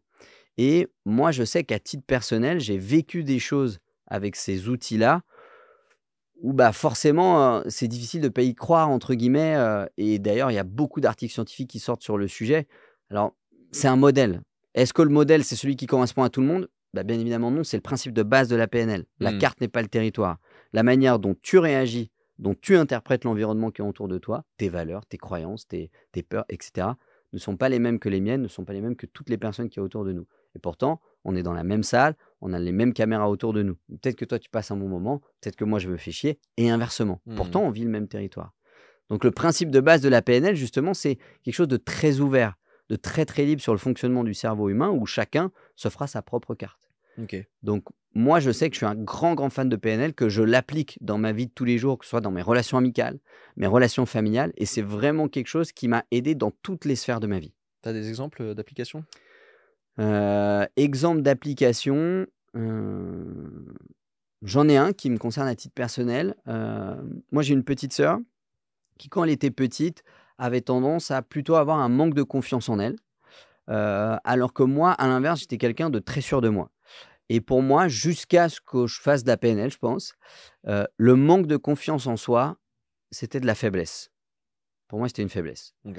Heu et la PNL m'a permis de comprendre, parce que la carte n'est pas le territoire, donc peut-être que tu le vois comme une faiblesse, mais si tu appliques que la carte n'est pas le territoire, tu sais que c'est pas le cas. Tu sais que c'est ta vision des choses, mais que ça peut être complètement autre chose dans la réalité et de toute façon, la réalité, tu ne l'auras jamais. Ouais. Parce qu'il n'y a pas qu'une seule réalité et il y en a autant que d'individus sur terre. Et en fait, le manque de confiance en soi, ça peut être aussi une grande part d'émotion, ça peut être une grande part de créativité et du coup, ça m'a fait voir les comportements de ma petite sœur d'une manière 10 fois plus positive à partir du moment où j'ai entendu ce présupposé et que je l'ai compris. D'accord. Parce que je me suis dit: «OK, le manque de confiance, c'est de la faiblesse». Peut-être pas, en fait. Tu vois ce que je veux dire? J'en suis venu à remettre en question l'avis préétabli, la carte du monde que je m'étais faite, en me disant: «Mais moi, je pense ça parce que ma vie, mon environnement, mes croyances, tout ça m'amène à penser ça, mais en fait, c'est peut-être pas la réalité». Et tu vois, le fait de remettre en question la manière dont tu penses en permanence, eh ben, on dit que ça va faire ouvrir ta carte du monde et te permettre d'adhérer à des façons de penser qui sont multiples et variées. Et même si c'est pas les tiennes, tu sais dans ta carte du monde que ça existe Ok. et qu'il y a des gens qui pensent comme ça. Ok, ouais, je suis plutôt d'accord avec cette, Et ça a avec cette vision vraiment du monde. vachement amélioré les rapports pour le coup que j'avais avec ma petite sœur. Ok. Et sur la. Est-ce que ça commence à être un peu, comment dire, on pourrait dire baqué par tout ce qui va être neurosciences, etc. De plus en plus. Ouais, de plus en plus. Aujourd'hui, notamment grâce à toutes les imageries cérébrales qu'on arrive à faire, il y a de plus en plus d'études qui sortent, que ce soit sur la neuroergonomie du cerveau, sur le principe des neurones miroirs. Je sais pas si ça te dit quelque chose ou pas. J'en avais On a entendu l'habitude de parler, mais j'ai dire, pas le. je pense que tu as déjà entendu, nous sommes la somme des 5 personnes qu'on fréquente le plus. Ben ça, c'est vrai. En fait, c'est-à-dire que c'est vrai et c'est démontré scientifiquement. Parce que quand tu fréquentes quelqu'un au quotidien, naturellement, tu as un système cérébral dans le cerveau qui va te permettre de te synchroniser. Alors, le phénomène n'est pas encore très bien décrit sur comment est-ce que ça marche, mais si tu fréquentes 24 heures par jour 4 amis à toi qui fument des cigarettes, Ouais. statistiquement, au bout d'un moment, tu fumeras des cigarettes. D'accord. Même si tu n'en as pas envie et même si c'est contraire à tes propres valeurs. Pourquoi? Parce que neurone miroir et ton cerveau se synchronisent en termes de valeurs, en termes de comportement, en termes d'envie, en termes d'ambition, en termes de spiritualité, avec les gens avec lesquels tu imbibes le plus. OK? Et c'est notamment grâce à ce système-là qu'à une époque où les êtres humains n'avaient pas de communication entre eux, on parle de la préhistoire, hein, on Ouais. réussit à se transmettre les premières bribes de connaissances. C'est grâce à ce On système-là fonctionne que beaucoup par mimétisme. exactement, par mimétisme. Mmh. Et ça, par exemple, une fois que tu as compris ça, bah, tu as 2 solutions qui s'offrent à toi. C'est soit tu coaches ton environnement, mais c'est très chronophage, c'est très difficile. Parce que quand on a 4 amis qui fument des cigarettes et qu'on veut les convaincre d'arrêter parce qu'on pense que c'est mauvais pour la santé, bah, Mmh. si tu as déjà essayé, tu sais que c'est pas facile. Ou alors de sélectionner son environnement, c'est-à-dire de dire: «Voilà les gars, j'ai rien contre vous, mais j'ai quelque chose contre le fait de fumer des cigarettes et je ne veux pas transmettre ce modèle-là à mon cerveau parce que même si je n'en ai pas envie, mon cerveau est en train de se synchroniser avec le vôtre. Donc du coup, bah, voilà, quand vous sortez fumer, je sortirai plus fumer avec vous». Ouais. Tu vois, c'est un exemple, hein, je te Oui, dis. oui, non, mais Un exemple très bel contextualisé, exemple. concret, Et je parce crois que que ça se passe vraiment. même le fait de savoir marcher, je crois qu'on l'apprend par mimétisme, ça. Beaucoup, ouais. On n'est pas comme énormément d'animaux Oui, qui savent intuitivement marcher parce que c'est un mécanisme comme ça. ouais. Nous, je crois que j'avais vu une expérience horrible en Roumanie pendant l'époque soviétique où ils OK, avaient laissé des bébés comme ça dans une pièce voir comment ils grandissaient OK, et où en fait ils savaient littéralement rien faire. ouais. Genre, ils s'étaient devenus des enfants mais qui ne savaient pas marcher, qui ne savaient pas parler, qui n'avaient pas la moindre base d'hygiène. Vraiment, c'était mais pire que des animaux Ouais, parce que ouais. là pour le coup il manquait énormément. Donc cet effet mimétisme. Et est-ce que tu penses qu'on peut aussi donc dire qu'il y a une partie instinctive aussi, en plus tu es jeune papa, donc Tout à ça fait. va jouer, des parents, du rapport à l'enfant, Bien etc. sûr, là-dessus? bien sûr. Si tes parents ont un problème avec l'argent, probablement tu auras un problème avec l'argent. Si Hmm. tes parents ont un problème avec l'autorité, probablement que tu auras un problème avec l'autorité. Et en général, tu sais, on dit, «Ah bah, mon père ou ma mère, ils ont fait telle erreur quand ils étaient plus jeunes, moi je veux pas faire la même chose». Bah, accroche-toi, Ouais, parce que c'est pas facile. C'est vraiment pas facile. À une époque, j'étais allé à une conférence d'un neuroscientifique, je me rappelle plus comment il s'appelle, et il y avait un autre gars qui reprenait ces principes un peu sur YouTube notamment, qui s'appelait David Lefrançois. ok. Qui était professeur de psychologie à l'université de Bruxelles, si je dis pas de conneries, ou une université belge. Très, très connu pour ses travaux sur les neurosciences notamment. Et il disait dans sa conférence: «Ne croyez pas que vous vivez votre vie, parce qu'en fait, votre vie est vécue et elle est vécue en fonction de tout ce qui s'est passé dans votre vie, de vos 0 à vos 7 ans». Je sais plus, il basait sur une étude qu'il avait faite et cetera. Et en fait, il disait que notre cerveau se construit majoritairement pendant cette période-là, jusque, grosso modo, au début de l'adolescence. Donc, pour une fille, ce sera plutôt 8-10 ans, pour un garçon, ce sera un petit peu plus tard. Ouais. Et que pendant cette période-là, c'est là où tous les codes se mettent en place, que ce soit les codes sociaux, les habitudes, les capacités. Et donc, il disait, tu mets un enfant dans 2 familles différentes, une famille qui est très matheuse, une famille qui est très littéraire, ce ne sera pas le même enfant. Et Hmm. donc l'impact de notre environnement, il est considérable aujourd'hui et il est considérable en reposant sur un principe sous-jacent qui sont les neurones miroirs. D'accord. D'autant plus à une époque ou une période de ton éducation où tu ne critiques pas ce que tu vois. Un enfant, quand il voit son père insulter un policier dans la rue, qu'il a 6 ans, il n'a pas la capacité d'émettre la critique: «Ah, c'est pas bien ce qu'il fait». Parce qu'à cet âge-là, il n'y a pas de notion de dogme encore. Hmm. Il y a un bouquin qui est super bien et que je recommande à tout le monde de lire, qui s'appelle «La spirale dynamique de Grave» et qui étudie les systèmes de valeurs en fonction de la croissance de l'être humain, depuis le statut de bébé jusqu'au statut de senior de personnes âgées. Ok. Et qui fait un comparatif avec l'évolution également de l'humain, au fur et à mesure des différentes sociétés. C'est un sujet qui est passionnant. Premier grade de valeur, c'est ce qu'ils appellent le beige. Le beige, c'est, le statut vraiment d'animal. C'est quand tu nais, tu es un bébé, tu es dans cette topologie de valeur beige et à l'époque de la préhistoire, on était beige. On était individuel, on n'avait pas de tribu ni quoi que ce soit. Petit à petit, les difficultés du beige nous ont amenés à nous transformer en ce qu'on appelle les valeurs violettes. Le violet, ce qui compte pour lui, c'est l'expérience, l'animisme, donc le fait de donner une conscience vivante à quelque chose qui ne l'est pas, le dieu de la montagne, la déesse de la rivière, Ouais. et la notion de tribu, c'est-à-dire ce qui compte, c'est le groupe. Et comme c'est l'expérience, le chef de la tribu, c'est le plus âgé, c'est l'oracle du village, c'est l'ancien du village qui décide si on va chasser le mammouth ou si on n'y va pas. Et c'est cette période de la vie où on te dit, mon grand, tu parles correctement à un adulte. Hmm. Parce que c'est un adulte. Donc parce qu'il a l'expérience, tu lui dois le respect. Et il y a un vrai parallèle entre la période de 3 ans jusqu'à la fin de la maternelle, où on t'apprend ces valeurs violettes, instinctivement en fait, on te les Ouais. enseigne, et la période de l'être humain où il a commencé à se regrouper en tribus, D'accord. où il a commencé à chasser à plusieurs, où il a commencé à écouter le dieu du vent pour savoir si on part chasser ou pas, mais aussi les anciens du village. Ok. Le problème du violet, c'est qu'il n'y a aucune expression de l'individualité. C'est-à-dire que tu es un élément dans un ensemble, tu as beau être le plus fort, le meilleur, le plus intelligent, tu ne peux pas t'exprimer. Tout ça, cumulé sur des années, a donné les valeurs rouges, dont les principales on va dire, valeurs sont la notion de territoire. C'est-à-dire qu'avant, c'était partout à tout le monde. Mais maintenant, ça c'est à toi, ça c'est à moi. C'est cette période de l'enfance où tu ne veux plus prêter tes jouets. Où tu es à l'école, ça c'est mon stylo, ça c'est ton stylo. Ici c'est chez moi, là c'est pas chez toi. Ça c'est mon ami, c'est pas ton ami. Hmm. Moi je l'ai invité à mon anniversaire, pas toi. Ok. Donc la notion de territoire, de combativité, de gloire et de pouvoir. Ok. Ok. Donc c'est typiquement la période qui va du début de l'époque égyptienne, antique, jusqu'à la fin du Moyen-Âge. C'est aujourd'hui la plus grosse période. C'est dans le cercle de valeurs rouges où l'être humain est le plus resté jusqu'à aujourd'hui. Et c'est là où certains restent de l'âge de 5-6 ans. Tu commences à te bagarrer, tu commences à aimer les militaires, tu commences à aimer faire la bagarre avec des coussins, jusqu'à parfois 14-15 ans où tu brûles des voitures de policiers, parce que oui, ça arrive encore. Hmm. C'est des personnes qui sont restées dans le niveau de valeur rouge, où ici, c'est chez toi, mais ici, c'est chez moi. et chez moi, tu rentres pas comme tu veux. OK? Ok. Problème du rouge, c'est que du coup, bah, grosso modo, on s'entretue. Et puis, c'est des guerres de pouvoir entre les puissants qui écrasent les gens qui ne sont pas capables d'être plus forts que le rouge qui domine tous les rouges. Donc, on a créé le cercle de valeurs bleu. Le bleu, ce qui compte pour lui, c'est le dogme, le respect de la règle et la notion de communauté et de travail.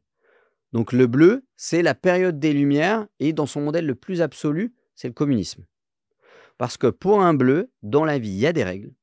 Et des règles, elles sont faites pour être respectées. Et si tu ne respectes pas la règle, nous t'éradiquons en rebasculant dans le rouge.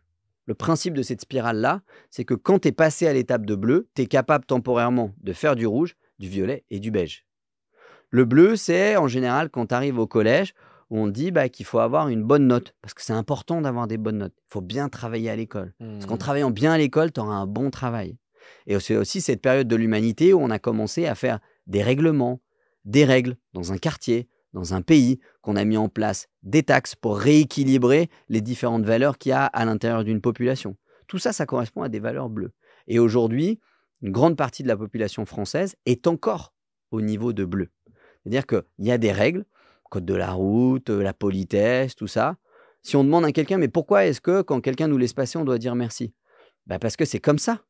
Mais pourquoi c'est comme ça? Parce que c'est bien. Dogmatisme, notion de bien et de mal. Ça existe pour le bleu. Pour le rouge, ça n'existait pas. Pas sûr que Napoléon, au moment où il a envahi la Russie, il s'est dit c'est bien, c'est mal, je vais tuer des milliers de personnes. Ça lui traversait même pas l'esprit de dire si c'était une bonne ou une mauvaise chose. Même s'il y avait déjà la religion qui est un courant de pensée bleu. L'aspect religieux, quelle que soit la religion. Le problème du bleu, à outrance, et c'est exactement ce qui est en train de nous passer dans notre société, c'est que on est dépendant. Le dogme, quoi. C'est le dogme du dogme, et surtout, c'est le collectivisme. Okay. Donc, ça veut dire que si on est deux, que moi, je veux pas ramer, il faut que tu rames pour moi. Et tu n'as pas le choix parce que c'est la règle. Et si tu ne respectes pas la règle, grosso modo, je t'éjecte de mon bateau. Donc, l'être humain a commencé à créer un niveau de valeur qui est orange, dont les valeurs principales, cardinales, sont le confort, à la fois matériel et émotionnel. C'est-à-dire, je veux bien gagner ma vie, mais sans passer ma vie au travail. La notion également de commerce, c'est-à-dire que je peux vendre des choses, même si ce n'est pas de la bonne qualité, ça ne me dérange pas. Et également la notion de réussite personnelle. Et aujourd'hui, la société française, elle est en pleine transition entre des valeurs de bleu et des valeurs orange. Et n'importe quelle personne qui regarde ces vidéos pourra se retrouver en disant moi, je veux gagner 5 000, 10 000 euros par mois. Dire ça à ses parents et ses parents qui disent mon grand, arrête de rêver en couleur. Ce qui compte dans la vie, c'est d'avoir un bon travail, de gagner correctement sa vie, mais de faire son jardin, de participer à la collectivité, d'être conseiller à la mairie. Même si tu peux rien faire, c'est quand même important. C'est quand même pas n'importe qui, un conseiller municipal. Et c'est une vraie distorsion de valeur entre du orange et du bleu. Et c'est vraiment la transition qu'on est en train de prendre en ce moment. Pour ceux qui liront le bouquin, vous verrez que derrière, il y a du vert. C'est super intéressant. C'est très, très, très intéressant. C'est super intéressant, surtout sur la notion de... Ça m'a fait tilter sur la notion de réussite personnelle. C'est vrai que quand on y réfléchit, je suis pas sûr que ça soit une notion historique. Faudrait creuser. Pas je du pense tout. pas que Pas du tout. ce soit quelque chose qui était pas du tout. Alors ça l'était, mais c'était complètement différent. À l'époque du bleu, c'était dans la quête de pouvoir ou dans des trucs comme ça, mais c'était alors pas quête de pouvoir pour le rouge, au respect du dogme et la notion de travail d'une importance sociétale, le statut social. Ça, c'est un truc de bleu. C'est pas la recherche d'un accomplissement personnel complètement égoïste. Le fait de dire, moi, je suis fier que mon fils soit médecin, notaire, maire, enseignant ou militaire, ça, c'est du bleu à 300%. Parce que c'est la fonction sociale qui fait la qualité du travail et qui doit normalement faire le salaire. Transition vers le orange, qui fait le salaire, c'est la loi de l'offre et de la demande. C'est du commerce. C'est super intéressant et c'est aussi assez... alors c'est une théorie, je suppose, elle n'a pas été... Voilà. Mais c'est assez vertigineux comme théorie quand on la repense comme ça, parce que ça voudrait dire qu'en fait, la construction de la psyché de chaque individu est totalement influencée par la macro qui est autour. Exactement. Et par la macro historique en plus de ça. Oui. C'est-à-dire qu'en gros, on voit, et d'ailleurs c'est intuitivement quelque chose que je pensais, et je trouve que cette théorie résonne plutôt bien là-dessus, c'est qu'on construit évidemment, ça c'est quelque chose que tout le monde voit parce que c'est palpable, l'évolution technologique. Oui. Parce qu'on a un acquis supplémentaire. Maintenant, vu qu'on sait faire les chaises très facilement, on n'a pas besoin de passer du temps à rechercher comment est-ce qu'on peut les faire rapidement, etc. Donc on fait autre chose, etc., etc. Mais effectivement, il y a aussi la question de la structure de la société. Oui. Et je pense n'importe qui a joué à des jeux genre Civilisation, etc., avant d'arriver à l'étape où tu vas faire le bateau à vapeur, il y a d'abord une structure de société que tu dois découvrir Oui, et un fonctionnement interpersonnel, des trucs comme ça qui exactement. doivent évoluer. Et ça, c'est un héritage qui se cumule au fil du temps et que cette théorie, du coup, remet à l'échelle de l'individu et qui a inculqué, Oui, sans le vouloir, involontairement, à différentes échelles, à différentes étapes de notre vie, de croissance, exactement. d'enfant, quoi. Et sur l'agrégation de valeur et c'est là où c'est très important et je pense qu'on devrait avoir un vrai raisonnement aujourd'hui. Aujourd'hui, quand quelque chose va pas, on pense qu'il faut le supprimer pour passer à autre chose. En fait, il faut pas le supprimer et d'ailleurs, la théorie de la spirale dynamique de Grève, quand tu es bleu et que tu arrives dans les études supérieures et tu te rends compte, bah, tiens, tu savais pas trop ce que c'était expert comptable, puis tu passes en stage avec un expert comptable, il te dit: «Mais moi, je gagne 15 000 balles par mois». Tu dis: 15 000 € par mois, mais vous êtes milliardaire? Mais non, je suis pas milliardaire, monsieur. Et tu vois, c'est vraiment le raisonnement du mec qui vient d'une famille modeste où ses Mmh. parents ils gagnent 1 500 € par mois chacun, ils travaillent à l'usine et il se rend compte qu'il y a un autre monde qui existe, un monde de Orange. Et ça veut pas dire qu'il faut renier le bleu, ça veut pas dire que le bleu est pas bon, ça veut pas dire que le dogme est mauvais, que les règles sont mauvaises, que, la notion de travail avec une fonction sociétale, c'est pas du tout. En fait, il faut ajouter ça Mmh. à une évolution sociétale et mondiale parce qu'en fait, on voit qu'en Europe, on reste quand même avec une teinte assez bleue, là où les Américains, eux, sont déjà à fond dans l'orange. Ouais. Tu vois ce que je veux dire? Et alors pour ceux qui liront le bouquin, les valeurs d'après, c'est le vert et c'est à ce niveau-là où il y a une vraie connexion écologique, OK. sur la prise en charge de mon environnement. Mais si tu réfléchis logiquement, tant que tu as pas eu de règles, tu peux pas avoir envie de les enfreindre. Et tant que tu as pas réussi à comprendre comment est-ce qu'on gagne de l'argent, tu peux pas rouler électrique. Parce qu'aujourd'hui, quelqu'un qui gagne 1 500 € par mois, il peut pas rouler électrique, Mmh. il peut pas mettre des panneaux solaires sur sa maison. Tu vois ce que je veux dire? Et c'est là où il y a un vrai raisonnement d'addition de valeur et d'addition d'évolution et non pas: «Je déchire la page du livre pour écrire la suivante». Ouais. Non, je la tourne et elle reste dans le bouquin C'est un peu et toute si la besoin, j'irai en chercher du feedback. Oui, et c'est un peu toute la logique, foireuse, sur moi de la cancel culture aujourd'hui. Oui, C'est-à-dire qu'en fait, si tu cancel la culture, donc si tu annules, bah, par exemple, bon, il y a toute cette histoire de masculinité toxique et cetera, mais si tu supprimes cette masculinité toxique, en fait, selon leur définition de la masculinité toxique, en fait, ce qui reste après, c'est le barbare. oui, C'est-à-dire que la réalité, c'est que la culture qui a été créée, ça a été pour contrôler ce barbare bien sûr, et donc pour en faire ce qu'on est aujourd'hui. bien Si sûr. tu enlèves des couches, tu vas pas te retrouver avec, quelque chose de merveilleux, tout beau, tout propre. Tu vas retourner, bah, par exemple, à chaque étape précédente Exactement. que tu viens de citer. Bah, grosso modo, ça reviendrait à préparer un concours pour faire des études, de faire un bac blanc, mais où tu as pas le droit de regarder les réponses. Mmh. Bah, faut être con. C'est-à-dire que le mec qui prépare une épreuve blanche, un bac blanc, par exemple, de français et qui regarde pas la correction, bah, c'est de la bêtise. Ouais. Et nous, ce qu'on voudrait faire aujourd'hui, c'est dire: «Bah, on l'a fait à l'époque, on a regardé la correction à l'époque, mais maintenant on la supprime et on la jette». Ben non, il faut la garder bien précieusement, y revenir régulièrement parce qu'il y a que par effet de feedback qu'on progressera durablement sur la durée. Mmh. Je veux dire, il y a aucun autre moyen de faire pour l'être humain de progresser que la recherche permanente de feedback. C'est: «J'ai fait tel comportement, j'ai eu telle action, j'ai eu tel résultat, donc je me suis démerdé de telle façon pour acheter mon premier immobilier. Ça a marché, pas à la hauteur de mes attentes. Qu'est-ce que j'aurais pu faire différemment pour avoir un résultat différent?» Mais si tu supprimes l'expérience de base, si tu rentres dans ton cerveau et que tu supprimes tout ce que tu as fait ici Ouais, ouais. et que tu repars, mais ça peut pas marcher. L'être humain fonctionne pas comme ça. L'être humain, il fonctionne par addition de neurones. Il fonctionne pas par on grille une partie du cerveau pour en activer une autre. Ça marche pas comme ça. C'est de l'empilement de connexions neuronales, pas l'inverse. Mmh. Tout comme les connaissances. Enfin, je veux dire, c'est toujours de l'empilement de connaissances et de la réactivation de celles-ci qui te permet derrière de faire 10 ans d'études pour être tout bib. Ouais, ouais. Et dans cette théorie, donc, on serait en fait dans la phase aujourd'hui où ce qui expliquerait aussi une forme de conflit entre des gens qui se comprennent pas, entre le côté orange et le côté bleu. Exactement, exactement. OK, Mais ce que dit la spirale, c'est que l'avenir, c'est l'orange. Après, exactement. chacun s'en fera son propre avis. Non, Et mais c'est des souvent, théories les gens qui intéressantes, vont hein. dire non, moi je pense que l'avenir c'est le bleu, il faut remettre des règles, il faut remettre du cadre, il faut mettre plus fermer et verrouiller les choses. Mais en fait, l'un n'empêche pas l'autre. Et la seule personne qui va penser ça, c'est un bleu. Grosso modo, aujourd'hui, on est dans un conflit entre Captain America et Iron Man. Le bleu et l'orange. Ok, Marvel n'a rien inventé, hein. Ok, on a un Hulk qui a un rouge, qui a un certain tempérament. On a un Captain America qui est très bleu. Et on a un Iron Man qui est très orange. Pour tous ceux qui ont regardé Ouais. Avengers, la puissance des Avengers, c'est que les trois sont ensemble. Ils savent qu'ils pensent de manière différente. Captain America n'est pas capable de comprendre Iron Man. Iron Man comprend Captain America parce que Iron Man est passé par là. Tu vois ce que je veux dire? Il a fait son violet, Il a fait son rouge pendant une période de sa vie, il a fait son bleu pendant une période de sa vie, et maintenant, il est allé dans l'orange. Et c'est comme ça que derrière, il pourra passer dans le vert, etc., etc. Ok. Et aujourd'hui, on pense que Captain America et Iron Man doivent se faire la guerre. Absolument pas. Au contraire. Au contraire, il faut arriver à tirer tout le monde. Et si, encore une fois, on pense à des vertus écologiques et qu'on pense au vert qui arrive juste après, il faut que tout le monde se mette à gagner beaucoup plus d'argent pour que tout le monde puisse rouler à l'électrique. Et qu'on puisse avoir plus de PIB, qu'on paye moins cher notre gasoil, que nos enfants aient un avenir plus radieux, que nos écoles soient de meilleure qualité. Enfin, en fait, il y a un cercle vertueux dans tout ça à mettre en place. Hmm. Et le rapport à l'argent est un des critères de base. Parce que c'est le critère de dispute principal entre un bleu et un orange. Ouais. Le rapport à l'argent. D'accord, c'est super intéressant. Je voudrais revenir aussi sur un élément que tu as dit plus tôt, sur la construction dans l'enfance, Ouais. jusqu'aux 7-10 ans. Aujourd'hui, il y a un grand sujet, il est pas tabou, mais qui est le sujet qui fait s'éveiller n'importe quel parent ou parent en devenir, c'est la question du wokisme chez les petits. Ok. Directement, tu vois, t'es sur la question de à 3 ans, il peut choisir son sexe. Là-dessus, toi, sur les études, les trucs comme ça que tu as pu voir, etc., qu'est-ce que tu peux en dire? Spirale dynamique de grève. Si tu veux le faire passer dans le bleu ou même dans le orange, parce que choisir son propre sexe, le wokisme, c'est un truc d'orange. Hmm.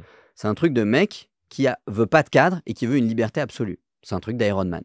C'est le mec, on lui dit de pas faire ça, il le fait quand même parce qu'il l'a décidé et ça lui a pas traversé l'esprit de est-ce que c'était bon pour le global ou pas pour le global. Moi, je pense que l'être humain, il a ses phases de développement et qu'il faut qu'il passe par ces phases de développement pour se construire par addition, par empilement de connexions neuronales, de réflexes, de comportements, etc. Donc moi, mon avis, c'est que d'aller proposer de faire ce choix-là à un enfant de 3 ans, c'est un non-sens scientifique. Ça n'a pas de sens. Ça ne veut pas dire qu'il ne faut pas lui proposer, et d'ailleurs, il n'attendra pas à ta proposition pour se poser la question, surtout grâce aujourd'hui aux réseaux sociaux, etc., où aujourd'hui, à l'inverse d'il y a 40 ans en arrière, on sait tout ce qui existe. Et c'est peut-être le plus grand problème et à la fois le plus grand avantage des réseaux sociaux, c'est qu'aujourd'hui, un Africain qui vit au Burkina Faso, il sait exactement comment vit un Européen à Paris dans le 16e. Il le sait exactement, grâce aux réseaux sociaux. Donc dans tous les cas, les possibilités qui s'offrent à lui, il va les avoir. Et c'est un des avantages des réseaux sociaux, c'est que tu as accès à tout. Mais de vouloir prématurément définir quelque chose qui n'est pas à sa place en termes de temps et temporalité dans la croissance, la construction d'une personnalité, la construction du cerveau humain, je pense que c'est un non-sens. Ok, on est plutôt d'accord. On est plutôt d'accord.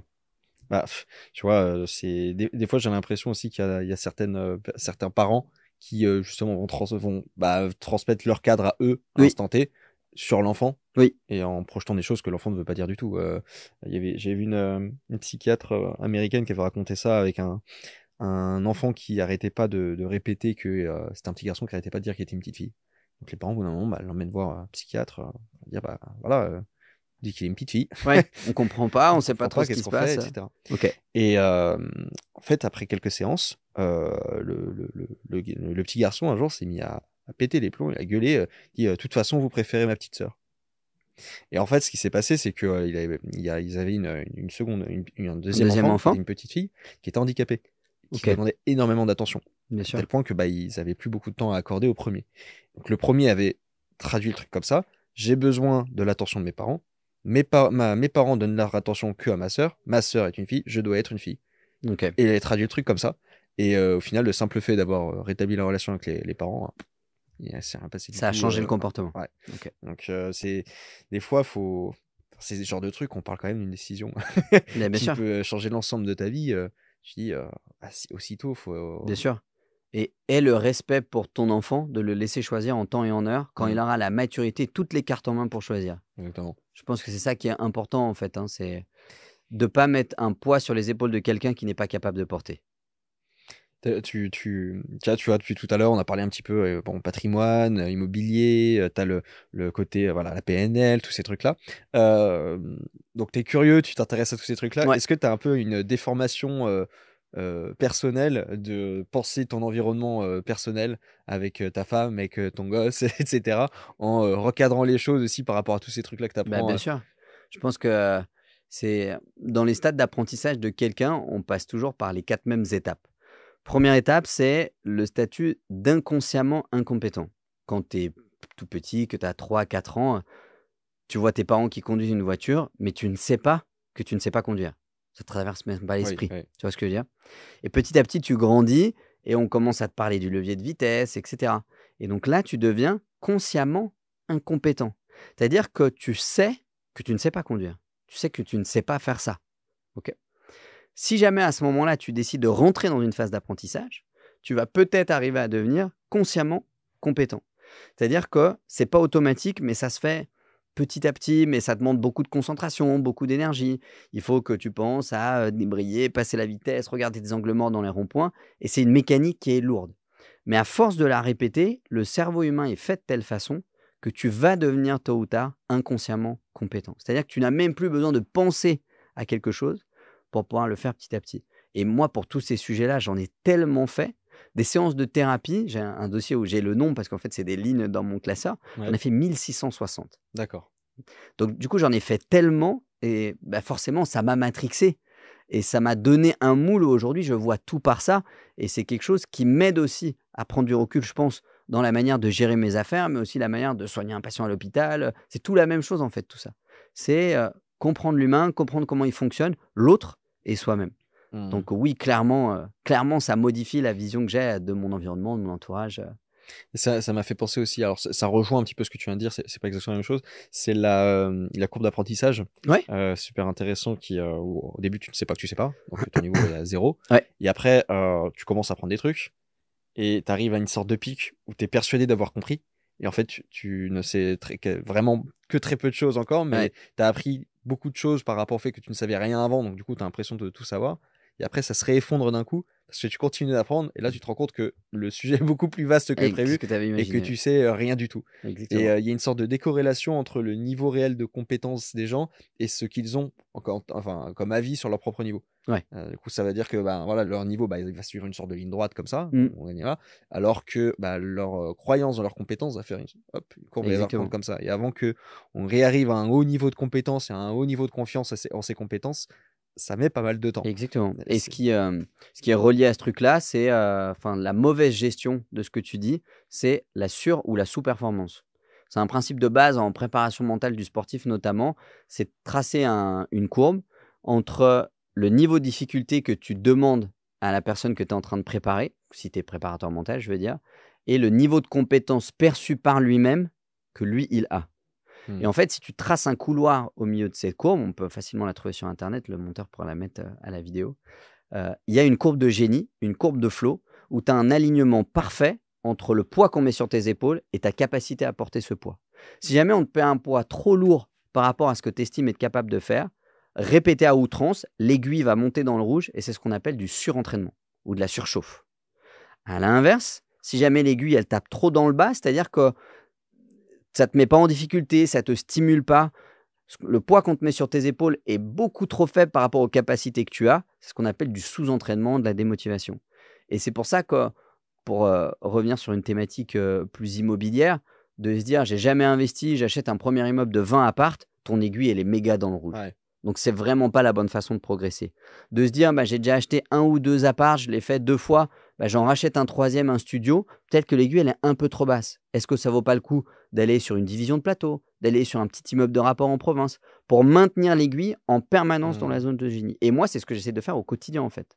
J'essaye en permanence, dans ma progression personnelle et professionnelle, de maintenir l'aiguille dans cette zone de génie en mettant sur mes épaules un poids que je pense être capable de porter et toujours de rester dans cet Ouais, intervalle. c'est-à-dire qu'il faut que tu puisses sentir que tu peux le faire, mais en même temps, il faut pas que Mais ça soit j'en trop chie. simple.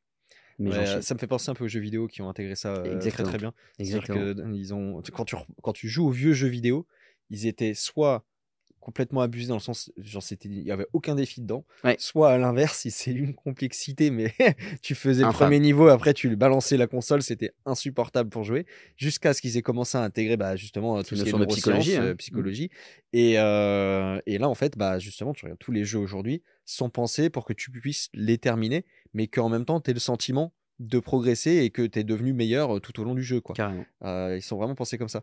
Au final, le secteur du jeu vidéo, quand on le regarde de l'extérieur et qu'on essaie d'en tirer des leçons, c'est vraiment une école de la vie en fait, hein. Bien sûr. Et tous les personnages, si on voit tout ça par le prisme de la spirale de Grève avec les différentes couleurs, Oui, enfin, je veux dire, Avengers, les jeux vidéo, tout ce qui tourne autour de l'entertainment, il se base à mort sur la psychologie. Beaucoup plus qu'on ne le croit. Ouais. Beaucoup plus qu'on ne le croit. Ouais, c'est énorme. Parce qu'on parle beaucoup sur les réseaux sociaux, c'est vrai qu'ils le font énormément, mais je pense les jeux vidéo. Bah, bien sûr.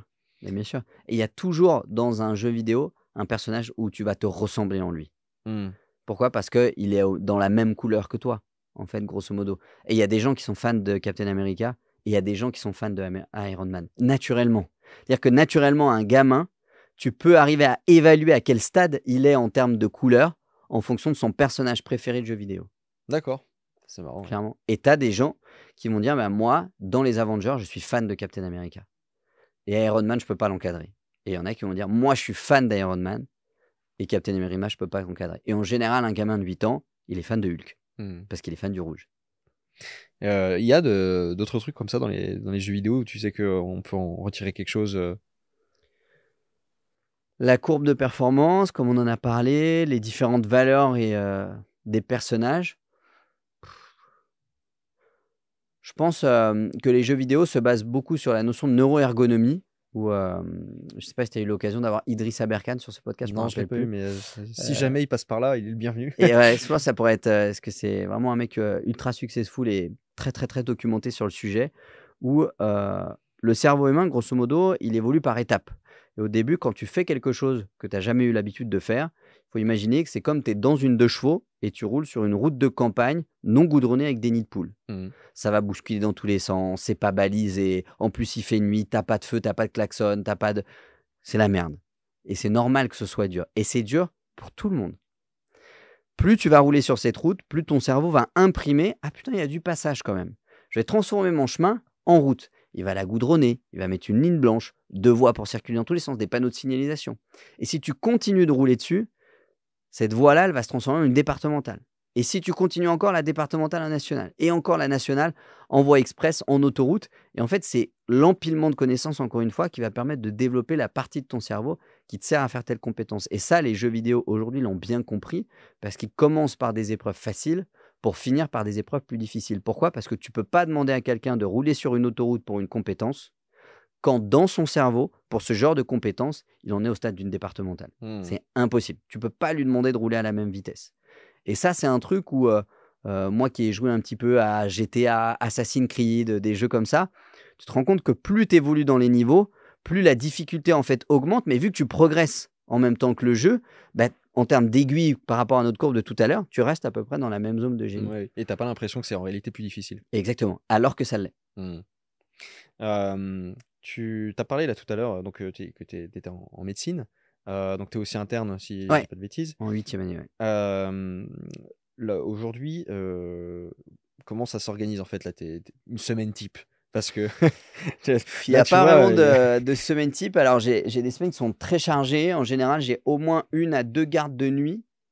Donc, ce qui fait que la nuit, quand je suis de garde aux urgences, on arrive à dormir 2 heures en moyenne, je dirais, entre 2 heures et 2 heures et demie.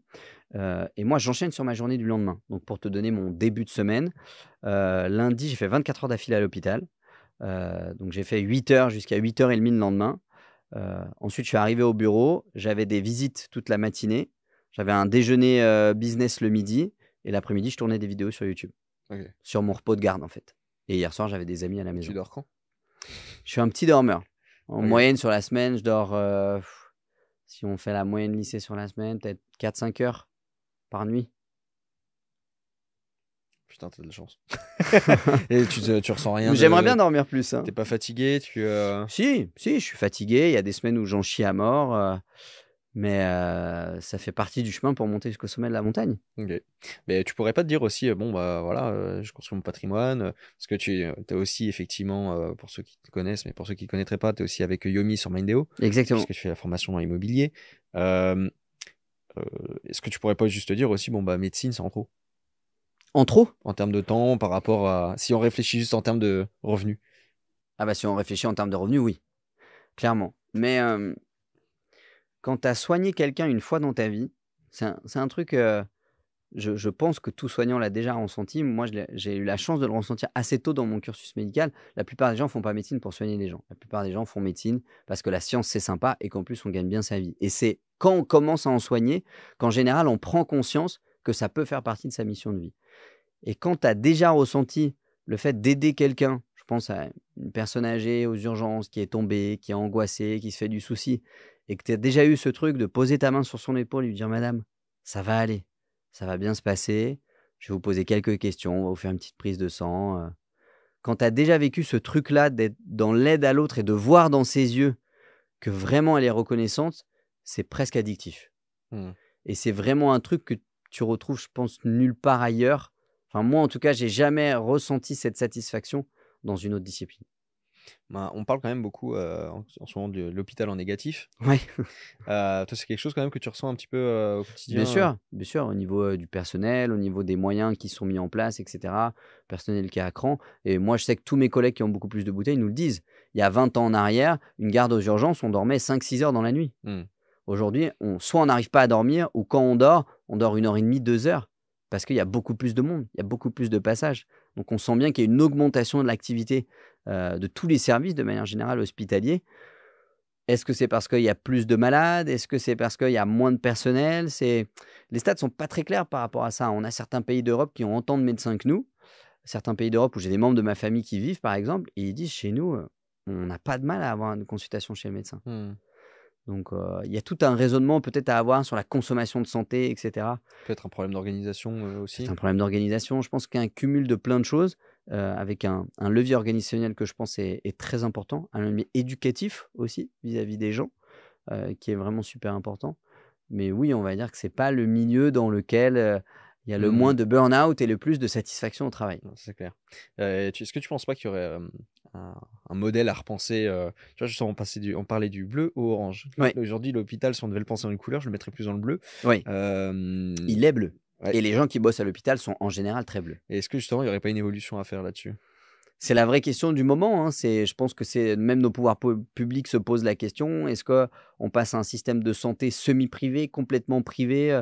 On voit bien que déjà, on a un système de santé un peu semi-privé entre une partie mutuelle, une partie clinique privée, une partie hôpital public. Je ne sais pas vraiment quel est le bon modèle à adopter parce que quand tu prends un modèle complètement privé, comme ça va être plus le cas en Angleterre ou aux États-Unis, bah, on voit que ça marche pas. Grosso modo, les minorités et les gens qui sont le plus malades, parce qu'on sait que les gens qui sont le plus malades, bah, c'est grosso modo les gens qui ont les capacités sociales et financières les plus faibles, hein, ça, Mmh. c'est les études qui le disent. Bah, du coup, elles peuvent pas payer. Tu vois ce que je veux dire? Et moi, je pense que la santé, heu, c'est un droit et pas un service. Donc moi, si je devais choisir un modèle, j'aimerais avoir un système de santé public accessible à tous mais qui au moins est à l'équilibre et c'est ça qui est pas facile. C'est qu'on Ouais. n'a jamais voté un plan de sécurité sociale dans le sens positif depuis, au moins 20 ans, je crois Et en fait, j'ai l'impression, ce qui est particulier, et c'est c'est que, au niveau national d'ailleurs, hein, c'est pas que ouais. l'hôpital, c'est la fonction Oui, publique au oui, bien sens large. sûr. Comment est-ce que c'est possible que depuis 20 ans, depuis Mitterrand, on n'a jamais voté un budget à l'équilibre? Mmh mh. Voté, hein, voté par les gens qu'on a élus, qu'on va réélire dans quelques semaines, enfin, c'est un non-sens. On est en train de, grosso modo, de dire qu'on est une entreprise, un État, c'est une entreprise. On a des dettes, on sait qu'on a beaucoup d'actifs, parce qu'on sait qu'on a 3 000 milliards de dettes, qu'on a grosso modo 4 000 milliards d'actifs pour ce qui est que de l'État et à peu près 16 000 milliards d'actifs pour l'ensemble des Français. Donc on sait qu'on a une bonne balance de ce côté-là. Mais on sait qu'aujourd'hui, personne n'a une piste sérieuse et concrète pour dire à partir de l'année prochaine, on est à l'équilibre. Et on arrête d'emprunter pour dépenser moins. Il n'y a aucune piste concrète pour ça. C'est pareil pour l'hôpital, c'est pareil pour l'éducation, c'est pareil pour les services publics, pour la sécurité, pour la police, pour l'armée, c'est pareil pour tout en fait. Mmh mh. Là, je pense qu'on est dans un truc, c'est nœudordien, il y a pas beaucoup de pas beaucoup de solutions, Bah, c'est-à-dire qu'il y en j'en a, parlais quand j'étais mais sur, c'est comment on les met en place d'un point de vue opérationnel, si tu et veux. moi C'est je comme pense qu'on peut dans. pas, justement. Tu vois, j'en parlais justement quand j'étais passé sur Sans Permission avec, Yomi et Oussama, Ouais, où je disais que pour moi, la seule solution, c'est l'Argentine à la fin. Je suis assez négatif là-dessus, ouais. mais c'est de dire que, bah, le truc est tellement complexe, et tellement parce que, tu vois, par exemple, sur l'hôpital, sur la santé, c'est vrai qu'effectivement, les 10 les plus pauvres des Américains, En fait, les Américains, ils s'en foutent, quoi. Ils peuvent crever dans la rue, personne Exactement. n'a rien à foutre. Exactement. En Mais pas France, moi. on essaie de s'en occuper un minimum. Exactement. Mais par contre, quand on regarde sur la classe moyenne qui travaille, etc., qui arrive à s'en sortir et tout, au final, avant, ils avaient un niveau de vie qui était équivalent. Ouais. Celles qui étaient françaises étaient limite même mieux soignées. Mm. Et aujourd'hui, c'est en train d'être passé à l'inverse, c'est-à-dire que la classe moyenne américaine, un Américain qui est cadre normal ou quoi que ce soit, va pouvoir plus facilement aller se faire dépister le cancer que le Français moyen aujourd'hui. Donc on est quand même arrivé dans un schéma Ouais. où on arrive encore à s'occuper de nos plus pauvres. Et ça, c'est très bien. Mais en fait, de manière générale, tout le système est en train de s'affaisser complètement. Mm. Et ceux qui sont en train de prendre très cher aujourd'hui, c'est les Français. Et moi, je le vois vivre en Italie. L'Italie a un peu d'avance sur nous aujourd'hui. La classe moyenne italienne n'existe plus. Il n'y a plus rien. Il y a Ok. les pauvres Italiens, il y a les Italiens plus riches, et il y a eu la classe moyenne qui s'est scindée en deux entre ceux qui ont réussi à sauter juste avant vers les riches, avant l'effondrement, et ceux qui n'ont pas réussi et qui se sont pété la gueule avec tout le monde, quoi. Ok. Et ça, c'est un truc que je vois en France se Donc dessiner toi, petit tu à penses petit. que la partie, elle est perdue? Moi, je pense qu'elle est foutue. Parce que ça voudrait dire Moi, je que, pense pas. tu vois, pour couper un peu cette organisation de l'État, Ouais. ça veut dire qu'il faut aller tailler dans les intérêts à chaque fois de quelqu'un. Ouais. Que ce soit, par exemple, si tu veux, par exemple sur l'école, on en parlait aussi dans le podcast, sur l'école, on sait qu'aujourd'hui, l'école, c'est un merdier pas possible. Mm. Et pour corriger ce merdier, il y a des endroits où il va être obligé, falloir de couper, qu'il va falloir qu'il y ait trop de fonctionnaires dans l'école, et je ne parle pas seulement des profs, je parle pas des profs, je parle vraiment du système même de l'école, etc. Les ATSEM, Donc ça veut etc., dire qu'il y a tout à revoir dedans, et si tu revois tout, ça veut dire qu'il va y avoir des perdants dedans. Et il y a des gens aussi qui vont être des gagnants, mais pas sur le court terme. C'est-à-dire que sur le court terme, ils vont perdre quelque chose, ce qui permettra de libérer la situation qui les fera gagner sur le long terme.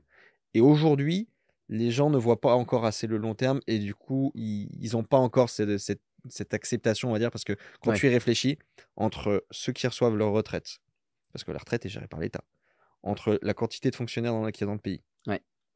entre ceux qui reçoivent des aides sociales, ceux qui ont leur salaire qui est au final géré, entre guillemets, régulé par l'État, donc c'est-à-dire tous les smicards. Quand tu additionnes en fait tout ça, c'est-à-dire que tout le monde aujourd'hui, et puis après tu as toutes les entreprises aussi, on peut même faire ça, les entreprises qui travaillent pour l'État. Quand tu prends tous ces gens-là, en fait, aujourd'hui, ça veut dire que tout le monde, si c'est pas moi directement, ça va être mon frère, ça va être mon père, ça va être ma soeur, ça va être ma femme, etc. Tout le monde a un intérêt direct avec l'argent qui vient de l'État. Et donc, à partir du moment où tu vas chercher à venir corriger les trucs là-dedans, essayer de régler l'État, tu vas forcément avoir 1 million de personnes dans la rue. Parce Ouais. que dès que tu vas faire sauter un petit truc d'un côté, paf, de l'autre côté, tu vois, il faut imaginer, t'as le bateau qui prend l'eau, tu bouches un trou, et en même temps que tu es en train de boucher un trou, il y a l'autre derrière qui est en train de répéter, tu vois. C'est Ok. littéralement ça à chaque fois. Donc, c'est pour ça que. Et Donc les toi, tu Argentins penses que se le sont bateau, il est trouvés. déjà brûlé et que Ouais. notre seule chance, c'est de le faire brûler le plus vite possible pour en monter un autre? Alors, j'ai pas envie de le brûler le plus vite possible, mais j'ai envie de dire, après, je pense que tu vois, il peut y avoir deux solutions. Il y a ceux qui, tu peux avoir différents niveaux de douleur après, mais tu vois, les Argentins, il a fallu qu'ils aillent très loin dans leur connerie pour se réveiller. Ouais. Même sur le sujet de l'insécurité, il a fallu que le Salvador soit le pays le plus dangereux au monde pour devenir celui le plus sécurisé. Oui. Des fois, il y a besoin vraiment qu'on aille malheureusement assez loin Ouais. pour Au bout après de... se réveiller, quoi. Aller au fond de la vase pour appuyer sur le fond, sur la partie Tu un vois, peu plus regarde dure. aujourd'hui, tu vois, les retraités sont tous conscients du problème. Oui. Pour autant, il n'y en a pas un qui est prêt à jouer le jeu, d'essayer de voir comment est-ce qu'on peut retravailler les retraites. Bien sûr. Pourtant, ils sont tous d'accord pour dire, oui, non, mais Bien sûr. je sais Mais que ça c'est marche parce pas. qu'on a menti à ces gens-là. Ouais.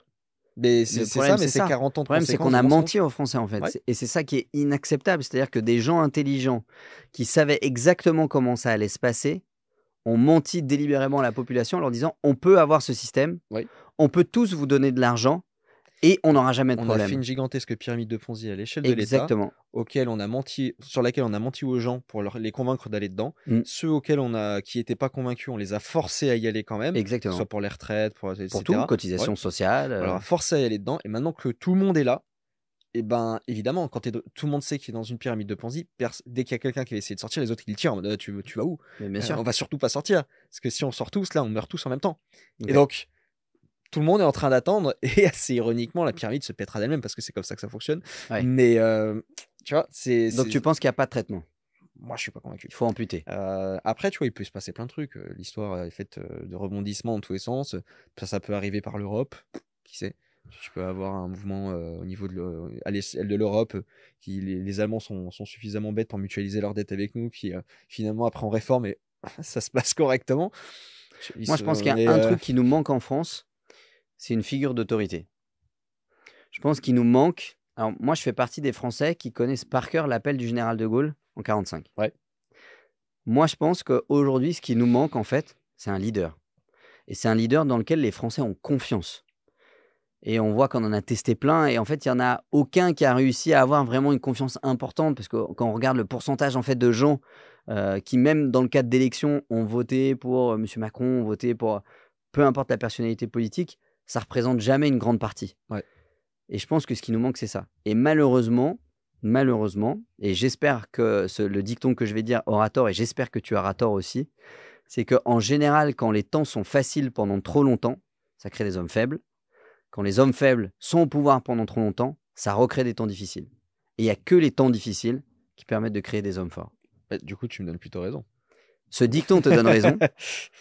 Mais moi, je pense que, et j'espère un jour qu'on aura une révélation, une personnalité politique qui sera brillantissime, qui aura profondément la main sur le cœur et qui arrivera à reprendre la tête de cette grande entreprise en disant « je réfléchis mathématiques, j'ai des dépenses, j'ai des recettes, j'ai du stock, j'ai des actifs. Comment est-ce que je fais pour continuer à avoir le beau système social qu'on a chez nous, en tout cas le plus possible? Comment je fais pour ne pas le dégrader plus qu'il n'est déjà et en faisant coïncider la marmite ?» On va venir sur ce sujet de la dynastie. Allez. Est-ce que tu peux un peu m'expliquer ton idée de dynastie, pourquoi du comment Yes. et la philosophie derrière? Eh ben, grosso modo, je le disais tout à l'heure, moi j'ai eu un passé voilà, assez quand même patriotique, parce qu'un grand-père pilote de chasse, un arrière-grand-père pilote de chasse, mais voilà, on a toujours eu des morales et une fierté d'être français dans la famille de manière générale, un petit peu moins pour la génération de mes parents. Et c'est un truc qui m'a toujours passionné, le fait d'appartenir à une équipe. Et moi, je suis persuadé que l'être humain est un animal profondément social et non pas profondément sauvage. Donc, je suis persuadé qu'en groupe, on est meilleur. Sauf que, au fur et à mesure du temps, je me suis rendu compte que là où vraiment on arrivait à faire des trucs incroyables, c'est quand l'équipe, elle était non pas uniquement à l'échelle d'un individu, mais à l'échelle d'une famille au complet. Et du coup, moi, depuis assez jeune, j'ai été fan d'histoires comme celle de la famille Arnaud, la famille Pinault, la famille Trump, la famille Mullier, qui est une des plus incroyables qui soit. Pour ceux qui ne connaissent pas, renseignez-vous sur le sujet. C'est une famille qui est propriétaire de plein de chaînes de magasins, Feu Vert, Auchan, Conforama, Boulanger, pour n'en citer que quelques-unes, qui ont grosso modo une société, ce qu'on appelle une holding de tête, où il y a plus d'une centaine d'actionnaires, voire même plus d'un millier, je n'ai plus les chiffres en tête. Et en gros, ils sont tous propriétaires de toutes les entreprises, de toute la famille depuis des dizaines d'années et plusieurs générations. La famille Peugeot, peut-être, je crois, fonctionne aussi comme ça. Un petit peu, ouais. Alors, il y a un bouquin, on mettra le lien dans la description qui est super par rapport à ça, je te le redonnerai, sur toutes les grandes familles qui ont existé et comment elles ont fonctionné, etc. Peut-être que tu l'as déjà lu. Et moi, je sais que c'est un truc qui m'a toujours passionné de me dire, mais moi, j'aimerais tellement faire un truc avec mes enfants. C'est un de mes rêves, en fait, si tu veux, d'arriver, moi, aujourd'hui, à jouer au Monopoly et à me dire que mes enfants, ils commencent de là où moi j'ai terminé et pas qu'ils recommencent depuis le début. Et c'est là où parfois je suis en total désaccord avec certains discours qui vont dire bah moi, mes enfants, je vais tout brûler, je vais rien leur laisser. Ouais. Bah moi, avec le monde dans lequel on vit, comment il se transforme, moi je vais laisser le plus de billes possible à mes enfants parce que le monde il va être de plus en plus dur. Ça, je pense qu'on sera d'accord là-dessus. Le monde il va être de plus en plus dur. Justement, il y a un renforce parce que mine de rien, même quand tu regardes effectivement, même dans les belles histoires américaines, etc. Il y a effectivement la success story le gars tout seul qui arrive mais elle est vraiment très minoritaire. Très minoritaire. Et en fait, très souvent, c'est même pas seulement une question d'héritage en termes d'argent, ce qu'ils reçoivent, c'est toute la connaissance qui va avec. Et moi, une famille type là-dessus qui fait débat aussi, c'est les Rothschild. Bien sûr. Je pense n'importe quel Rothschild, tu peux même lui donner rien du tout. Tu lui donnes pas d'argent, mais juste l'environnement dans lequel il a baigné, le réseau qu'il a, les connaissances qu'il a, la mentalité qu'il a, fait que de toute façon, il reconstruira derrière un truc. Et c'est une forme d'antifragilité dans la famille, quoi. Exactement. Et donc, je me suis dit, comment est-ce que je fais pour créer ça? Parce que moi, je suis tout seul. Mon grand-père, ça lui parlait pas du tout ce genre de truc. Mon père, ça lui parle un petit peu, mais moyennement, on va dire. Je me dis, il faut que j'arrive à inculquer un truc pour que ceux qui vont arriver après moi puissent reprendre le flambeau avec une sorte de ligne directrice. Je me suis dit, dans l'histoire, comment les gens ont fait ça? Et en fait, quand tu feuillettes un peu des bouquins qui parlent de ça, tu regardes la chevalerie, etc., t'as pas 36 000 façons, t'en as 3. Première, c'est un drapeau. un étendard ou un symbole. C'est le principe. Moi, je me suis créé mon propre blason de famille et c'est vraiment toute l'idée où il y a beaucoup de symboles à l'intérieur. J'en ai fait une description et le but, c'est que chacun puisse avoir sa part de liberté dans l'interprétation du symbole, mais le symbole est le même pour tout le monde. C'est ça qui est super avec un symbole. Ok. C'est qu'il y a une part de liberté à l'intérieur d'un cadre qui est défini et qui est immuable. Et l'aide aux autres est un des préceptes, on va dire, de ce blason, pour te donner un exemple. Donc, soit un blason, un étendard, des armoiries, on appelle ça comme on veut.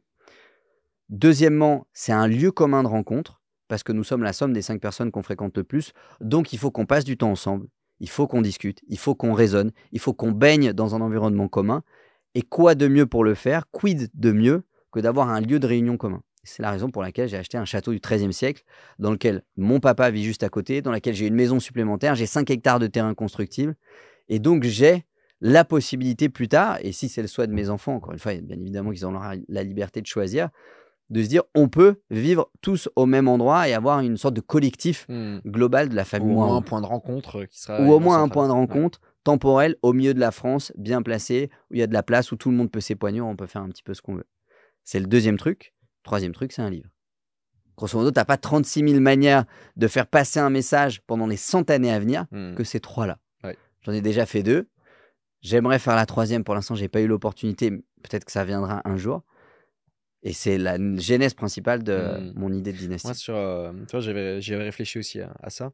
D'ailleurs, j'étais tombé sur une vidéo d'un multimillionnaire américain, qui, je crois qu'il avait pas 100, 200 millions, un truc comme ça. Ok. Et il avait fait une vidéo justement, comment réussir, etc. Donc, il prenait toutes les étapes, je le trouvais super intéressant. Il a fait un stock de livres qui était, en gros, quand tu es juste normal. En gros, voilà, tu gagnes un salaire, un machin.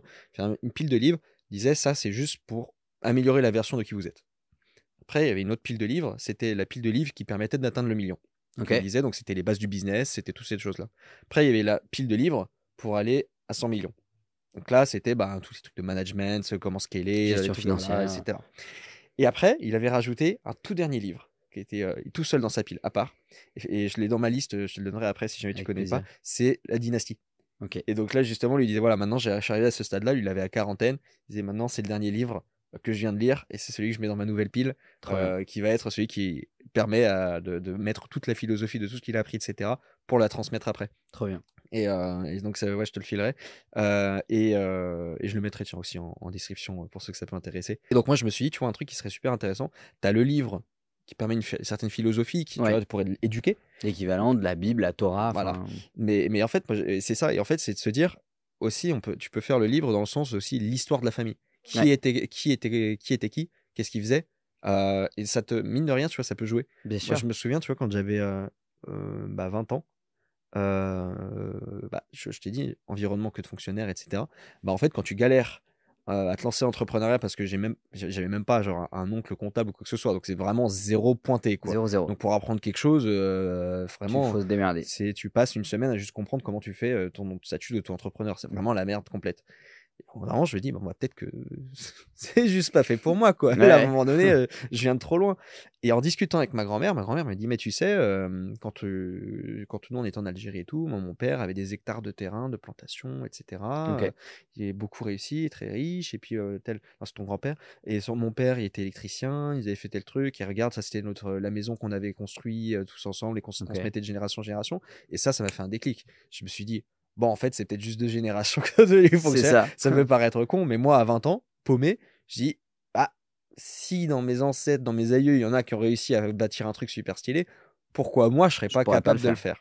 Voilà. Et donc, tu vois, ça m'avait beaucoup aidé. Donc, je me dis que le fait de pouvoir remonter dans ton histoire et trouver des histoires personnelles inspirantes de ce qu'ont fait des personnes avant toi qui ont le même nom que toi, c'est peut-être con parce qu'en soi, c'est un peu débile parce que ça présage rien du futur. Oui, et puis si on remonte suffisamment longtemps, on est tous descendants de gars ultra stylés, donc ça a aucun sens dans un sens.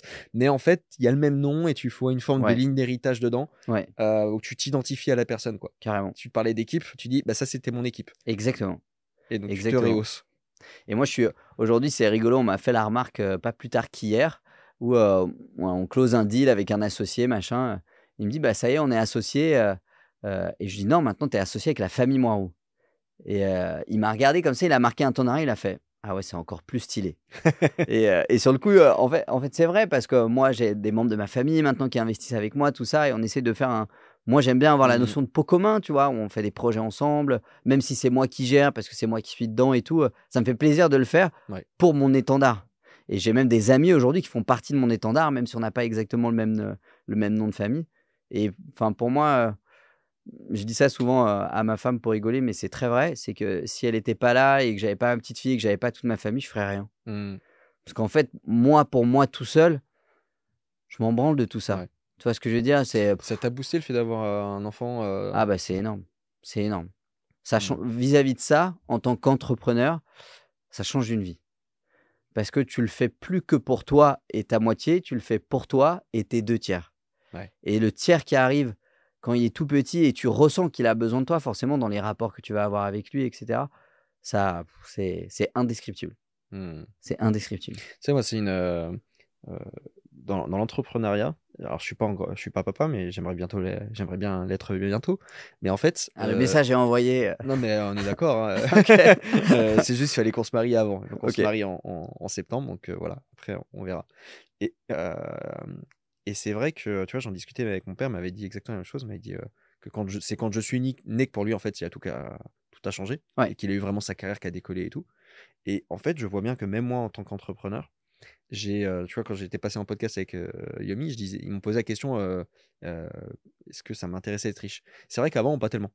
Heu, Avoir les connaissances et faire des expériences et cetera, mais au final, ça avait aucun intérêt parce que c'était que pour mon Bah, bien petit sûr. égoïsme personnel, quoi. Avoir une Donc, piscine, une voiture de sport pour être tout seul dedans, voilà, j'y voyais pas grand intérêt. Par contre, depuis que, voilà, je sais, je vais me marier, on va faire une famille et cetera, ça m'a mis un coup de pied au cul, énorme, alors qu'il y a pas ouais, encore d'enfant. le grand projet Ouais, c'est ça. et c'est pas que ton projet.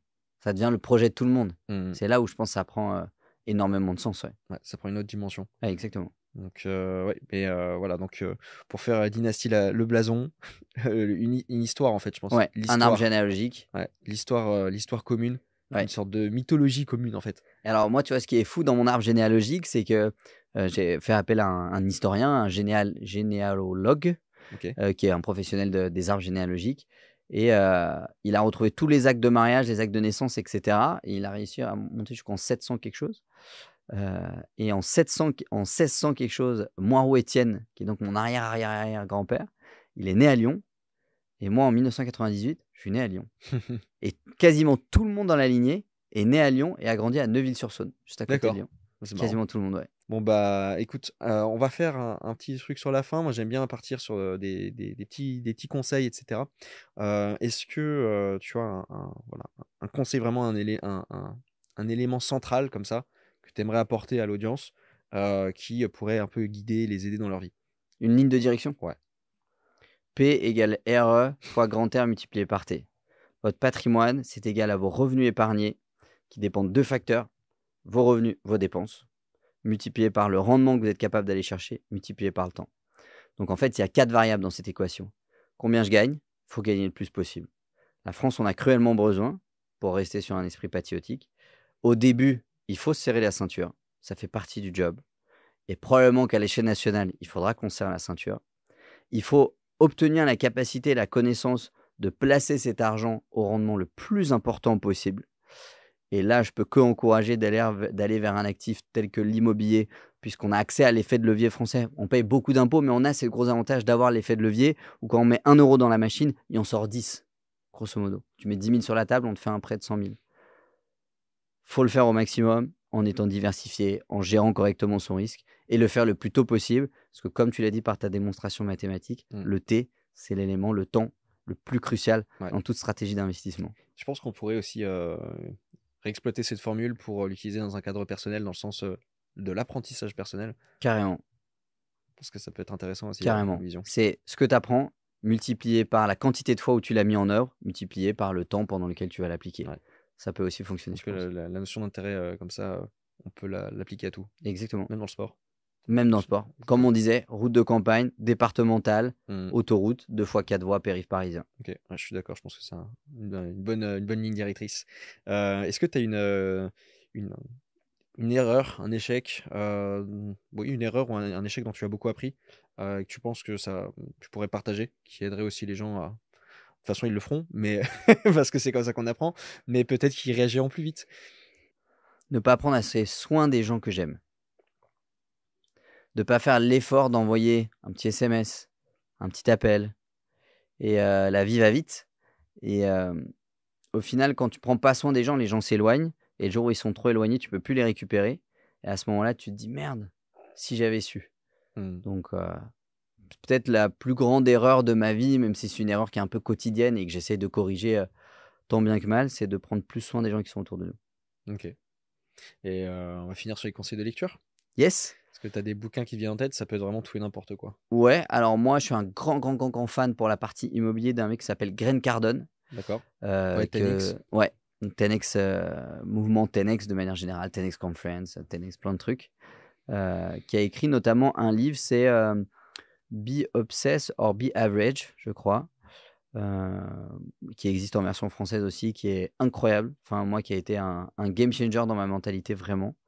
Je conseillerais de lire celui-ci. Je conseillerais de lire les écrits de Dale Carnegie, Comment se faire des amis. Ouais. Parce qu'au final, que ce soit de l'immobilier ou n'importe quoi dans la vie, tout est affaire d'humain. Et la seule métrique qui est duplicable à tous les secteurs, c'est l'humain. Donc s'il y a un truc que toute personne dans sa vie devrait travailler, peu importe le métier qu'il fait, c'est comment est-ce que je peux améliorer, augmenter la qualité et la quantité de rapports que j'ai aux autres. Mmh. Donc ça serait les 2 principaux bouquins si j'en avais 2 à OK. donner. Eh bah, très bien. Puis je rajouterai aussi, tu me redonneras les références sur, par exemple, là, les différentes couleurs, et cetera, Ouais, carrément, et pendant que je ferai le montage, je reverrai d'autres, bouquins qui me viendront. carrément, on Donc mettra tout dans la description. ça, on mettra tout, à chaque fois, je mets un lien pour ceux qui sauraient pas, je mets un lien, vers le site où en fait on référence tous les bouquins de tous les invités à chaque fois qu'ils ont cités. Comme ça, vous avez le réflexe de temps en temps, si vous voulez, chercher un nouveau conseil de lecture, vous n'avez pas besoin d'essayer de rechercher les vidéos pour aller chercher le timecode où il y a les livres qui sont cités. Vous allez sur ce lien-là, et puis dedans, vous avez tous les invités et les livres qu'ils ont conseillés. Donc comme ça, vous pourrez retrouver tous les livres de Timothée. Trop bien. Le lien est dans la description. Bah, écoute, merci beaucoup. Merci pour l'invitation. C'était vraiment top de t'avoir. Ça m'a fait vraiment plaisir. Et puis, peut-être une prochaine aussi sur un autre épisode, parce que je pense qu'on pourra discuter énormément de plein de sujets. Ouais, c'est clair. Écoute, c'était un plaisir. Et puis, je Merci. vous dis à tous à très bientôt.